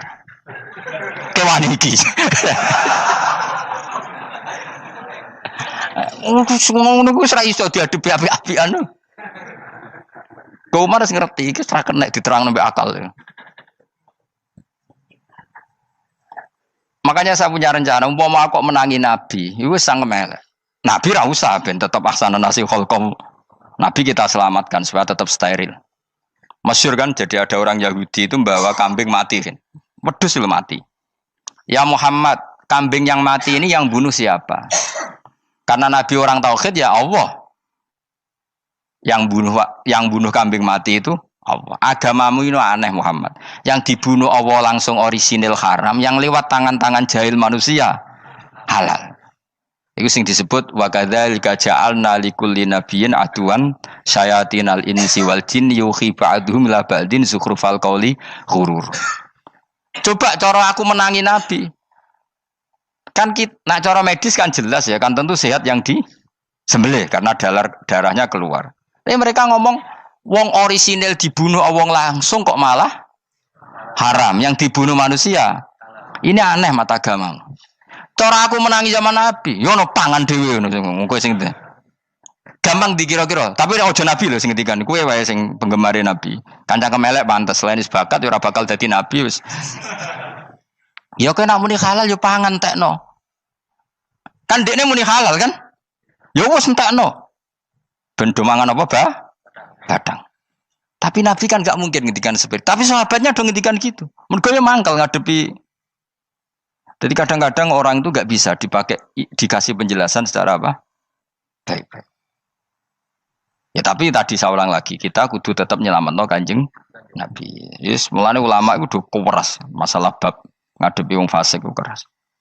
Masyhur Sidina Ali nanti debat be orang ateis. Ali, kowe sare terkenal sahabatnya Nabi paling cerdas. Umpama kowe wis mbok rewangi salat, mbok rewangi poso, kemudian sok ben mati ra ono apa-apa. Terus kowe rugi, mbok rewangi salat, mbok rewangi poso, mbok rewangi takwa, ternyata nanti di akhirat ndak ada apa-apa. Dan aku kan enak ning donya, gak tahu salat, gak tahu poso, jadi nanti kalau gak ada apa-apa kan gak masalah. Aku di dunia gak pernah kebebanan aturan-aturan syariat. Masyhur dawuh Sayyidina Ali. Ingka nama taqulu sidqan atau haqqan takhallasta wa takhallasna. Wa ingka nama aqulu haqqan takhallasna wa ahlakta. Siapa lo dhewe. Jika yang kamu katakan benar, yang lolos tidak hanya kamu, saya pun lolos. Jika nanti di akhirat gak ada hisab, memang yang selamat kowe tok, aku lah yo. Selamat dong bodoh-bodoh ra ono hisab. Ingka nama taqulu haqqan faqad takhallasta wa takhallasna. Jika yang kamu katakan benar, enggak ada hisab, maka kamu selamat, saya pun selamat rumangsamu. Tapi jika yang saya katakan benar, takhallasna wa ahlakta, saya selamat kowe rusak. Niku muga ora Sidina Ali cangkem elek tapi, muga ora Sidina Ali. Muga sing ngomong Ruhin misal. Kan cangkem elek.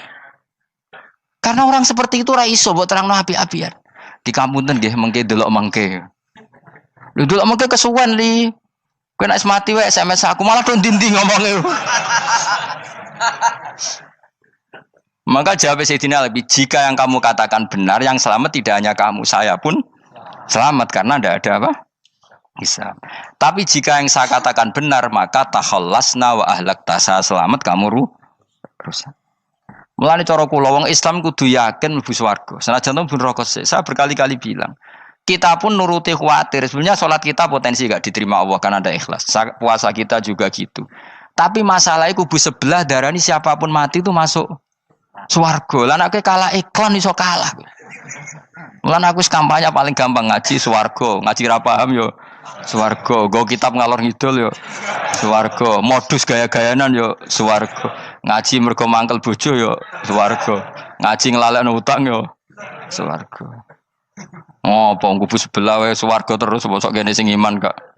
Swarga. Soal akhir ki mlebu neraka tak gandani wis enteni sik sabar. Pada akhirnya tetap masuk swarga. Pada akhirnya kapan? 10.000 tahun apa ya ora. Ayo ora kepengin ora nglakoni kok. Jadi ini penting ya. Jadi kita harus terbiasa berpikir secara tadi ya. Sarohku sahabat ulama itu nak ngadepi wong fasik iki akhirnya cangkem elek. Mergo kadang penjelasan lebih gampang. Cuma tadi saya ulang lagi, Nabi harus kita selamatkan.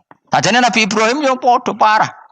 Jadi ketika beliau mematahkan semua berhala yang kecil kan kapaknya dikalungkan berhala yang bareng ditakoki. Him siapa yang melakukan itu? Takono sing nggo kapak, ora nggo kapak. Jare ketuane wong kafir, utekem lho him wong karuan berhala bukan nakoki, ora karuan iso ngomong bukan nakoki. Lah utekem ning ndi karuan ora ngomong mbok sembah. Akhirnya berhubung Nabi Ibrahim darane ngendikan, lah sing nyora aku. Lah yo muga iku ora nabi, iku cangkem elek ta cangkem api. Muga ora nabi lho. Mergo Nabi Ibrahim utekem lho, mu karuan berhala watu kok kon nako. Jare Ibrahim utekem tak kok karuan watu kok mbok sembah. Iso diterangno api-apian. Ngapunten nggih. Ngapunten sanget niki niku. Kesuwen yakin kesuwen. Lah cuma ke mari siko Nabi ku ya iku netok sing cangkemmu elek iku. Tapi ora demi hak, demi hadun. Nah, lha iku sing mari elek. Apa logikanya? Saiki musuh dhisik musuh saiki gabung kuwi ku barang-barang donya kok mbok soal. Nyoal barang akhirat itu keren apa? Apa susahe ning donya nggo sujud, apa susahe ning donya nggo ibadah iku keren. Nyoal kok trimo. Dhisik musuhan kok saiki rukun ben donya kok mbok soal ben wis jegeman santriku di sini aku. Ciri utama wong apik nyebalakno barang dunya, tapi nek akhirat seri. Kayak aku mestine paten soalku wis ngaji jalalan kok gak dadi wali ku maksudku piye? Tak ulang mulai 2005 kok ora alim-alim maksud. Tapi kita wari jawaban tawadhu. Ya tak wari jawaban apa? Karena kita ndak ingin nyaingi guru apalagi melangkahi. Ya tak warai ya. Jadi sajane kula saged alim Gus, tapi mboten sae nglangkahi guru. Mulane kula nyuwun pangeran tetep bodho kersane. Kersane tetap sopan tidak ngelangkai. Setuju ya? Jadi soalnya nggak takoki. 2005 loh kan 2005. Berarti seberang tahun? 14 tahun. Tak takoki dadi mubalek yo ora, khotib yo ora. Krungu kabar Ruhin Wali yo ora. Nuruti kecewa. Tapi setelah ada jawaban tawadhu ya soleh. Memang enggak baik. Murid nyalip guru itu enggak baik. Ya berapa apik ora iso ya ora terus pokoknya. Jelas gitu. Terus niki bukti orang soleh itu boleh berteman orang macam-macam. Bernya ini ahlul jannah bercerita dulu punya teman ateis. Jelas gitu. Yang teman itu mengingkari adanya hari kebang. Tapi nyatanya orang soleh ini tetap masuk surga. Artinya apa? Pertemanan di dunia sama orang ateis ini tidak menghalangi dia masuk surga. Tentu ya sebatas pertemanan. Ora konco golek demenan iku ora jenenge konco iku. Maksudnya berteman mungkin satu kantor atau ditakdir tetangga atau ditakdir apa. Tentu tidak ngikuti apa kemaksiatannya, tapi tetap berteman. Karena istilahnya ini kanali korin, saya punya teman sohibun yungkirul ba'sa, saya punya teman yang mengingkari hari kebangkitan, yang teman itu setiap kali ketemu saya mencibir saya, inna kalaminal musad dikin aidza mitna wa kunna turaba wa idzaman inna lamadi madinun. Teman saya itu selalu mencibir, masa kita nanti dibangkitkan lagi padahal kita sudah jadi debu dan jadi tulang belu. Lalu teman saya ini nasibnya gimana? Terus sama Allah dipertontonkan, contohnya teman itu masuk neraka. Intinya apa? Orang soleh ini ketika di dunia punya teman orang tidak soleh, dan itu tidak disalahkan Allah. Tetap dia ahlil jannah, dan temannya karena salah tetap ahlin. Nah, hanya gak ada cerita terus berhubungi kancamu, kowe mlebu neraka ndak. Makanya kita rileks saja di Indonesia. Kancanan tonggo macam-macam tenang aja. Sementing alaikum anfusakum la yadurrukum man dhalla idza tadaitum. Yang penting jaga diri kamu sendiri, dan setelah diri kamu terjaga, tidak masalah orang sekeliling kamu sesat. Ya ayyuhalladzina amanu alaikum anfusakum la yadurrukum man dhalla idza tadaitum. Jaga diri kamu, kualitas hidayat kamu jaga, kualitas kebaikan kamu jaga. Setelah semuanya terjaga, tidak masalah orang sekeliling kamu sesat. Ya kayak teman ini, dia punya teman ateis tapi dia tetap islami, dia konsisten dalam mempertahankan iman, ternyata dia tetap ahlil jannah, padahal punya teman ateis. Jelas ya, terus niki supaya clear bahwa karena kita di dunia mesti berteman orang macam-macam. Apalagi semenjak saya dari Korea itu melihat orang Islam ingin bikin masjid, padahal bosnya orang ateis, teman kerjanya orang ateis. Tapi mereka nyatanya imannya tidak goyah. Mereka ingin bikin masjid, urunan bikin masjid, padahal temannya apa? Ateis. Dan itu nggak masalah. Nanti kalau itu soleh terus sampai di surga, golek bosku saya gini di. Iku nara ketemu ya ora lega. Jadi manusia itu masih ini swarga, nak gak ketemu rivale. Jadi sebenarnya, nak rival politik, nggak tahu saya itu, nggak ada ayatnya, nggak ada penjelasannya di Quran ini. Dan tidak perlu menjelaskan barang dunia terang non Quran kemuliaan. Wan kula terus nang sampai budi. Ka'annahu fa'amal terus budi. Innahum alfau aba'ahum dolin. Innahum satamne kufar iku alfau padha metuki sapa kufar wajadu. Tegese metuki sapa kufar aba'ahum ing bapak-bapak kufar dipetuki dolina khalik sesat kabeh. Nah, mereka itu menjadi kafir karena punya tradisi bapak-bapaknya ya kafir. Terus setelah bapak-bapaknya kafir, fahum mongko te wong akeh ala asarihim ing atase jejak-jejak bapak-bapak wong akeh yurauna iku anut kabeh. Mereka punya bapak-bapak kafir dan kekafiran itu diikuti oleh mereka. Yasajuna tegese padha ngikuti sapa wong akeh latibaihim maring anut ning abaihim. Fa yasrauna mongko gegancangan to sapa wong akeh ilahi maring ittibail aba.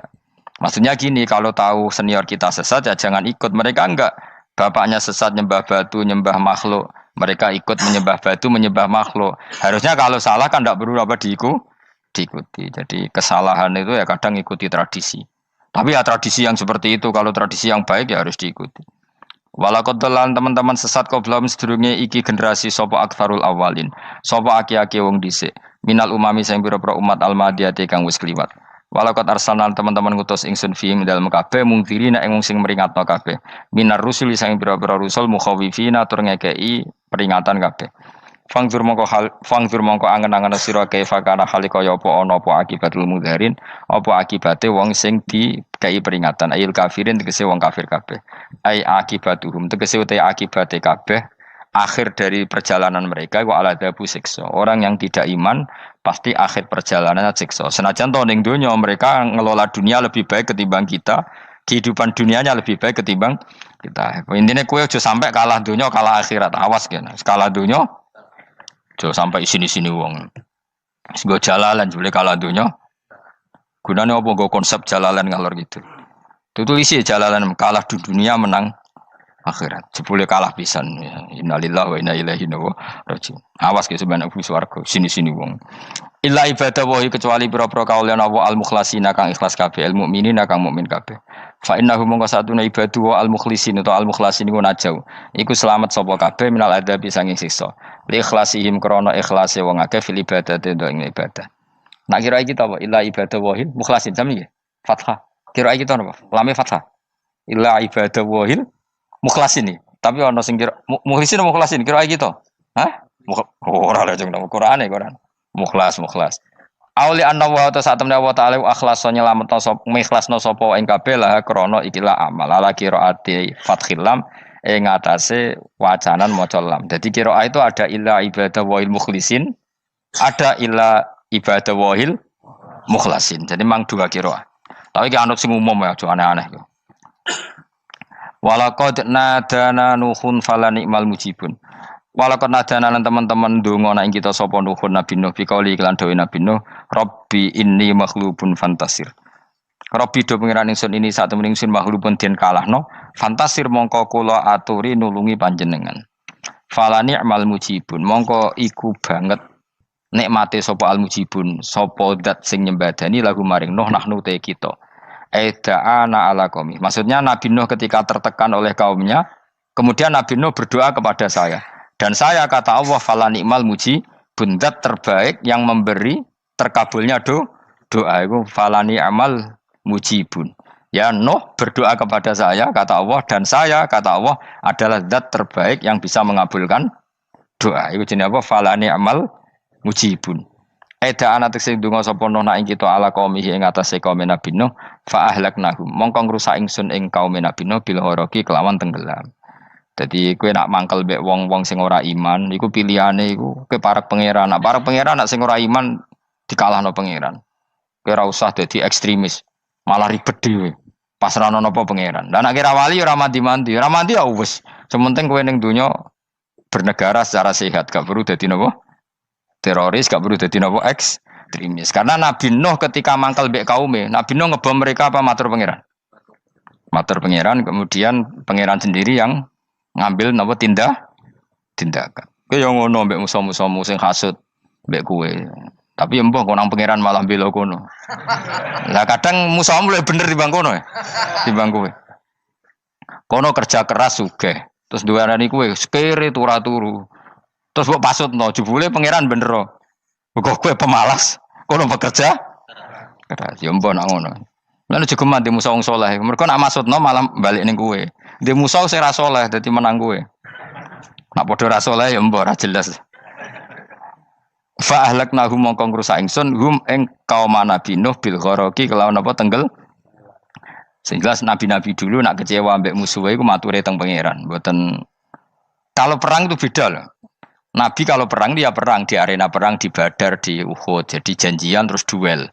Ora kok musuhe turu terus di sebelah mboten enten ngono. Ya kalau mau perang ya janjian, jadi fair. Mereka nantang Nabi, tentu kan tidak baik kalau kebenaran ditantang kebatilan tidak berat. Terus akhirnya ya duel nih wow. Tidak. Yang jelas perang itu tidak sepihak. Makanya bahasa Arabnya takotul, saling perang. Jadi wazan kalau dalam nahwu itu dalam sorof itu qatala itu wazannya musyarakah. Musyarakah itu saling merang, saling nyerang. Jadi nggak boleh sepihak. Makanya janjian oke, mau iduna badrun. Kita perjanjian kita ketemu di apa? Badar terus ketemu. Ora kok limbe-limbenan niku mboten. Memang tarung. Jadi keren. Sing kalah ya keren, sing menang ya keren. Mergo corong Jawa wani adep. Mboten nyulik niku mboten. Sehingga disebut muqatalah atau napa kital. Masdarnya itu qatala yuqatilu muqatalatan. Malah latihan sorab lah jong. Karena syarat mufassir itu harus ahli nawa sorab. Wa najinahu lan nyelametno ingsun ing Nabi Nuh wa alahu lan keluargane Nabi minal karfil azim saking banjir sing gedhe. Ail gharqi tegese selamat sangka tenggelam. Wa ja'alna lan gawe ingsun zuriyata yang anak turun Nabi Nuhum al-bakin. Fanasu mongko te manusa kuluhum kabeh nasikum minasli sanging turun Nabi Nuh alaihis salam. Makanya jenengan yang syukur. Jadi turunan yang sekarang itu sudah steril. Saya ulang lagi. Kamu ini sudah turunan yang steril. Tidak ada bapak yang kafir. Yo kowe kabeh sing ngaji Jalalain. Kowe kabeh. Ini mbah-mbah kamu sudah apa?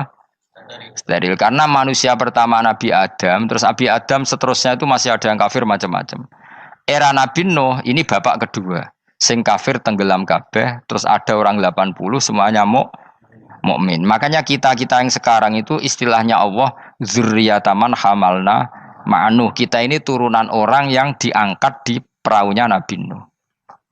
Makanya manusia pertama dari Nabi Adam, terus itu masih macam-macam. Era setelah Nabi Nuh sudah steril, enggak ada lagi yang apa? Kafir. Umpama mbah-mbahmu ana sing kafir meneh, iku ya kafir sing ora asli. Sehingga engkau ya langkai wae. Mesti aja anggap langkai wae. Terus melok mbah sing napa? Sing mukmin. Ya jelas ya, fannasu kulluhum min naslihi alaihis salam. Jadi setelah periode banjir itu semua manusia itu sudah turunan Nabi Nuh dan pas itu sudah steril semuanya apa? Mukmin. Ya orang 80 semuanya orang apa? Nah, setelah itu ada lagi yang kafir. Lah aku ora roh iku sing dadi mbahmu ta ora roh. Ya ora perlu roh kowe. Mulane ora hafal nasab penting kanggo biasa ben ora roh. Tadi fanasu mongko te manusa kulo miskaben nas iku minaslihi sanging turunan Nabi Nuh alaihissalam. Bakana lan ana iku lahu kedene sapa salah satu auladin sapa telu pira-pira anak Sam. Pertama Sam wa Abul Arab wa Faris wa Rum wa Ham wa Abu Sudan. Sing Ham Abu Sudan, bapake wong napa? Sudan. Wa Yafas, ana sing maca Yafis. Yafas Abu Turki, bapake wong pundi? Wal Khazar, wa Ya'jud wa Ma'jud wa Magunali. Mbah kowe minduane sing tira babamu sing. Abul Arab ira ngempesek. Persi kita ya kurang ganteng. Rom kira ora wong Itali. Kowe turunan ndi? Ham iku paling Abu Sudan wong ireng-ireng. Paling iku. Wis ben ngono, ben wis. Wa tarakna alaihi fil akhirin. Wa tarakna lan nyisano ingsun apa koina tegese nyisano ingsun ali ngatasin no tak sisano sanaan khali dadi pangaleman hasanan kang apik fil akhirin ing dalem periode-periode sing akhir. Minal anbiya sing pira-pira nabi wal umami lan pira-pira umat ila yaumil kiamat itu maka maring dina kiamat. Nuh jejak-jejak kebaikannya akan saya maklumatkan kebaikannya sampai ila yaumil kiamat. Mulane ra ono barokah kados ngaji, jenengan kudu syukur ngaji. Misalnya Nabi Nuh dititahno Allah akan dipuji ila yaumil kiamah. Yang muji siapa kalau enggak kita-kita ini? Barokahnya ngaji, kita tahu kehebatan Nabi Nuh, kita tahu sejarahnya Nabi. Berarti yang muji Nabi Nuh siapa? Ya kita-kita ini yang ngaji. Andai kan enggak ada yang ngaji, orang tahu enggak tentang Nuh? Enggak tahu kan? Makanya banyak wali yang enggak suka doa. Bukan karena anti doa enggak, katanya saya yang didoakan para yang sudah meninggal. Karena yang sudah meninggal itu sangat mencintai kita. Lan kula itu termasuk ulama sing jarang donga. Nggih donga tapi juarang banget. Ora koyo kowe men donga ora tau mandi. Kula nu jarang donga karena dawuh Kanjeng Nabi, siapapun yang menghidup-hidupkan sunnahku otomatis layak mendapat doaku. Dawuh Nabi masyhur, ala khulafai rahmatullah. Siapapun yang mengganti saya berhak dapat rahmatnya Allah.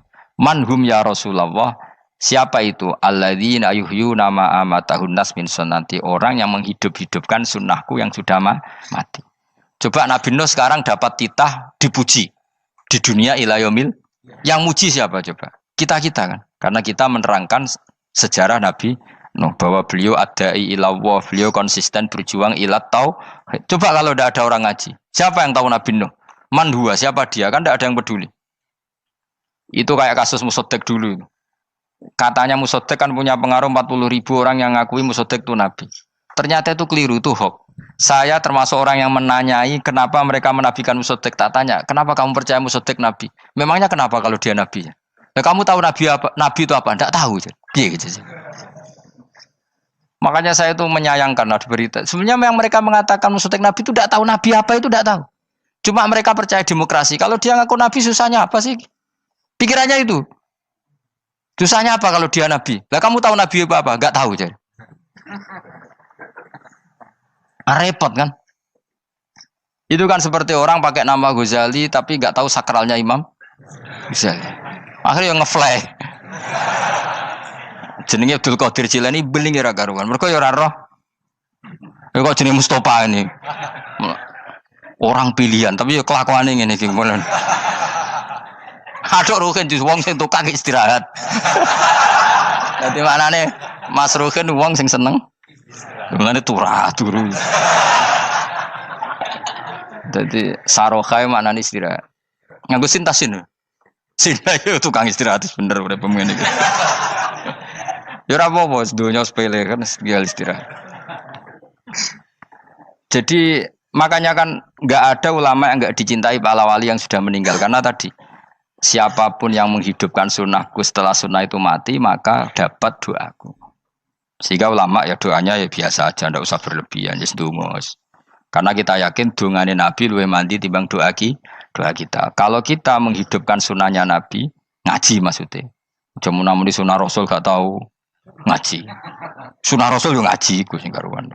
Wis jelas Nabi itu status pokoknya apa? Pengajar apa? Masyhur itu. Buistu mualliman. Sebagian riwayat pakai innama buistu muallim. Saya diutus hanya sebagai pengajar. Termasuk melakukan sesuatu yang tidak ideal itu Nabi lakukan demi status mengajar. Misalnya begini, sama tak bedai, kok tak latih pinter. Tawaf jalan kaki sama naik skuter atau naik kendaraan itu afdal mana? Enggak, jawab saja. Afdal jalan kaki. Tapi Nabi ketika tawaf itu naik unta. Naik apa? Sehingga ulama ijma tetap saja tawaf naik unta sama jalan kaki afdal jalan kaki. Padahal Nabi kalau tawaf itu karena Nabi naik unta itu statusnya adalah mengajar, menunjukkan kalau itu sah. Jadi nilainya bukan enak-enak naik unta tapi mensyariatkan kalau itu sah. Dong ya. Kayak saya pakai baju hem. Dengan orang Arab pakai jubah. Mungkin cara Allah itu afdol saya. Saya orang Indonesia loh ya. Maksudnya saya ini orang Indonesia. Maksudnya saya orang Indonesia, saya orang lagi. Bukan dengan status Habib atau ulama atau orang Arab. Guling-gilingan bahwa saya mengesahkan baju hem untuk sholat. Makanya dulu pernah di salah satu komunitas tabiin, saya ulang lagi tabiin. Itu semuanya pakai jubah, pakai serban. Jabir yang sahabatnya Nabi termasuk Abdullah bin Mas'ud, dia datang ke masjid, jubahnya itu dicopot, terus dia sholat tanpa pakai jubah. Sampai geger tabiin, ini gimana sahabatnya Nabi sholat kok pakai jubah, jubahnya dicopot, dicendel no. Terus dia sholat. Ketika sholat ditanya, ya sahibah Rasulullah, kok ini sahabatnya Nabi sholat pakai jubah kok malah dicopot. Supaya kalian semua tahu bahwa kita dulu zaman Nabi biasa sholat pakai sarong, terus diikatkan di leher, saking tidak menemukan jubah. Tapi itu menjadi penting supaya orang tahu bahwa syarat sahnya sholat tidak bergantung harus pakai jubah. Meskipun kita sepakat pakai jubah sunat, kita selalu sepakat pakai jubah sunat. Tapi harus ada yang enggak. Kalau semua kiai pakai jubah, nanti satpam harus pakai, supir harus pakai. Karena kalau mau sholat jadi bingung. Ini barokahnya Jabir, orang tahu ternyata sholat itu yang paling pokok adalah nutupi aurat. Sama Rasulullah itu kadang tidak melakukan ibadah kelas paling afdol. Kayak tadi beliau tawaf naik unta. Tapi itu menjadi afdol karena nilainya mengajarkan bahwa itu sah. Paham gitu? Terus beda. Perilaku sama pengajaran itu beda. Rasulullah itu gak mungkin sholat lupa. Tapi Nabi pernah lupa. Andai kan Nabi tidak pernah lupa, kita tidak tahu caranya kalau sholat masyhur itu. Nabi pernah sholat hanya 2 rakaat. Terus beliau akan pulang. Terus sahabat diam semua karena mereka punya adab. Terus ada orang yang agak bedui. Aku sirati sholatu amnasita ya Rasulullah. Ini sholat model qashar apa memang kau lupa? Karena sahabat mulai dulu sudah ngerti usul fikih. Kalau ini duhur 2 rakaat, mulai besok berarti 2. Karena ngambil yang paling akhir. Zaman Nabi kan ada nasa mansuh. Kalau tak kemarin duhur 2, berarti duhur terkini 2. Terus Nabi balik lagi ke majelis mengkonfirmasi ahakun maqala Dzulyaden, apa yang dikatakan Dzulyaden tadi benar. Iya ya Rasulullah, engkau tadi sholat hanya 2. Terus Nabi takbir menambahi 2 rakaat. Artinya apa? Kalau kamu lupa itu tidak harus mengulang dari awal, cukup bina meneruskan. Sehingga misalnya kita tawaf sudah 3 putaran, terus kita batal, ya kita wudu saja. Mulai awal apa teruskan terus keempat? Coba kalau Nabi gak pernah salah seperti itu, kita tidak tahu cara ngelola kesalahan. Ya misalnya kamu tawaf terus batal, kamu wudu nambah keempat apa mulai dari awal? Nambah keempat, karena setiap seperti itu bana alama fa'ala, harus meneruskan, bukan Andai kan Nabi tidak pernah melakukan itu, kita tidak tahu caranya. Ojo kok malah komentar sholat nganti lali kowe eling opo wae cangkemmu. Laline Nabi ora koyo lalimu. Mulane ana imam salat salah iku anggap ae niru Nabi. Cuma bedanya Nabi untuk ganjaran wong iku gak ngono, tapi tetep. Jadi Nabi itu beberapa kali itu ngalami sesuatu yang tidak afdol. Tujuannya satu, untuk pelajaran. Makanya masyhur itu riwayat makuntu ansa walakin unassa li as-sunnah. Saya itu tidak pernah lupa, tapi sama Allah didesain lupa li as-sunnah supaya itu jadi sunnah. Jadi makuntu ansa walakin unassa li as-sunnah. Jadi saya tidak pernah lupa, tapi sama Allah didesain lupa supaya jadi sunnah cara ngelola kelupaan. Misalnya sholat 3 apa 4, milih 3. Milih al-aqal. Karena itu satu-satunya cara. Sehingga Nabi didesain pernah sholat hanya 2 rakaat, terus diingatkan sama sahabat. Terus itu jadi sunnah caranya ngelola apa caranya ngelola lupa. Begitu seterusnya. Nabi ngendikan al-ajur bi qadri ta'ab secara makna seperti itu. Tapi Nabi sendiri tawaf itu naik unta. Sehingga sekarang ada orang naik skuter, naik kursi roda, itu dikiaskan karena Nabi dulu pernah berkendara. Coba kalau Nabi tidak pernah berkendara, wong sing lumpuh gak iso tawaf, wong sing sakit gak bisa tawaf karena gak ada riwayat Nabi pakai kendaraan. Tapi barokahnya Nabi pakai kendaraan, semua referensi itu gampang. Meskipun Nabi sendiri pas itu masih sehat, sangat sehat. Tapi biar jadi sunnah, kalau seperti itu tidak apa. Karena tadi Nabi itu yang penting buistu mu'alliman, saya diutus sebagai pengajar. Kadang Nabi melakukan sesuatu itu tidak ideal. Tapi tidak ideal yang akhirnya malah lebih ideal ketimbang ideal kita. Karena apa? Nilainya taklim, mengajarkan. Itu masyhur itu dalam ilmu ushul fikih. Jadi yang dilakukan Nabi jaiz, biasa-biasa saja atau boleh, itu statusnya bagi Nabi adalah fardhu ain karena liwujubit taklim, karena menjadi kewajiban mengajar. Masyhur itu jadi dalam usul fikih itu. Karena Nabi berkeharusan menjelaskan. Sehingga kamu jangan tanya, apakah yang dilakukan Nabi itu mesti kelas paling utama? Jawabannya ya, misalnya gini. Nabi itu sangat mencintai Qiyamul Lail. Sangat-sangat mencintai Qiyamul Lail. Tapi Nabi hari keempat itu sudah gak mau ikut sholat di masjid. Terus ada riwayat, kubu sebelah bilang Nabi baru sholat 2 rakaat terus enggak. Ada yang bilang 8. Macam-macam. Nah, yang jelas orang sepakat riwayat itu, hari keempat Nabi sudah gak sholat di masjid. Dan itu bagus bagi Nabi, meskipun bagi kita agak bagus. Kenapa? Andai kan Nabi sholat Qiyamul Lail selalu di masjid dan selalu 20 rakaat atau selalu 8 rakaat, pasti orang ngira itu fardhu ain.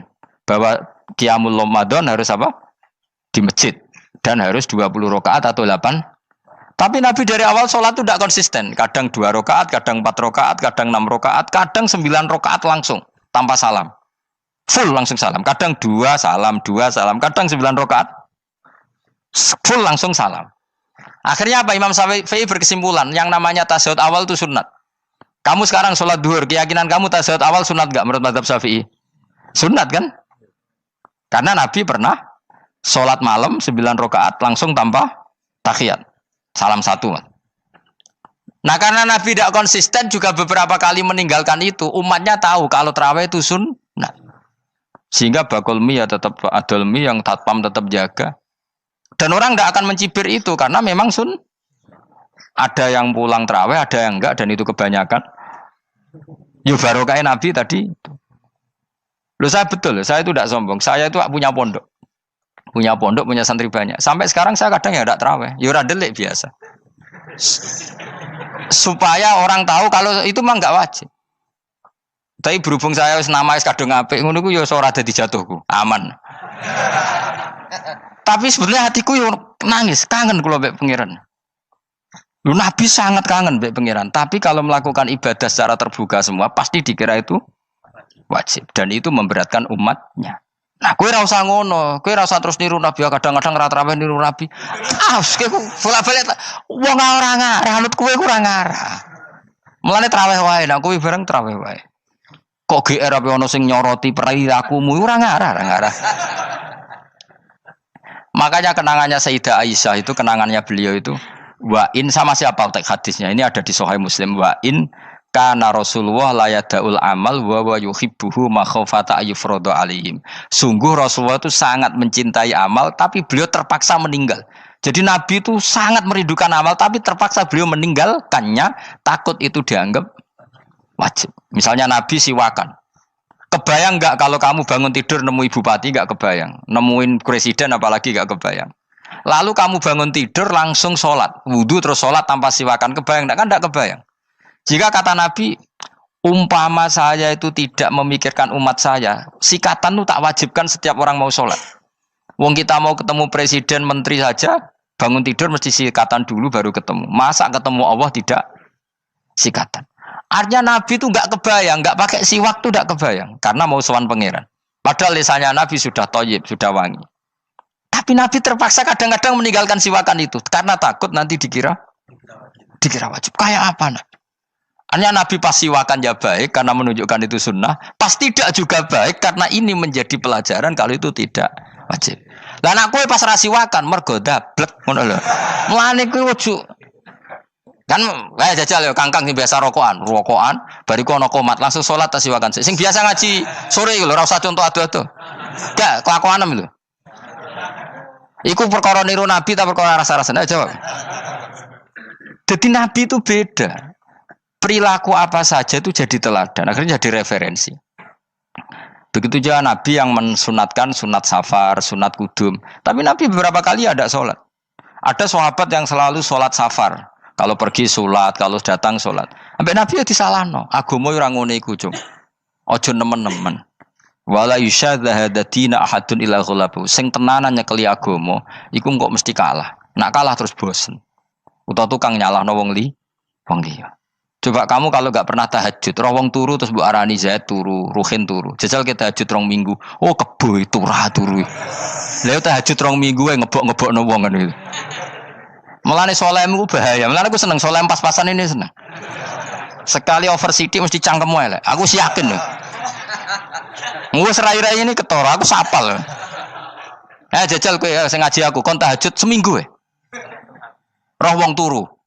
Ngorok pisan. Oh ning donya pisan turu kebo. Padahal lagi rong. Kayak apa kalau kita tahajud setahun? Mulane orang ngekeki rezeki kita tahajud wis diangen-angen iku kira-kira oh bahaya aja iki nak tahajud. Tapi aku tetap sunat tahajud. Tapi kelakuannya belum dijogo. Maksudnya ya tahajud tanpa ngritik orang.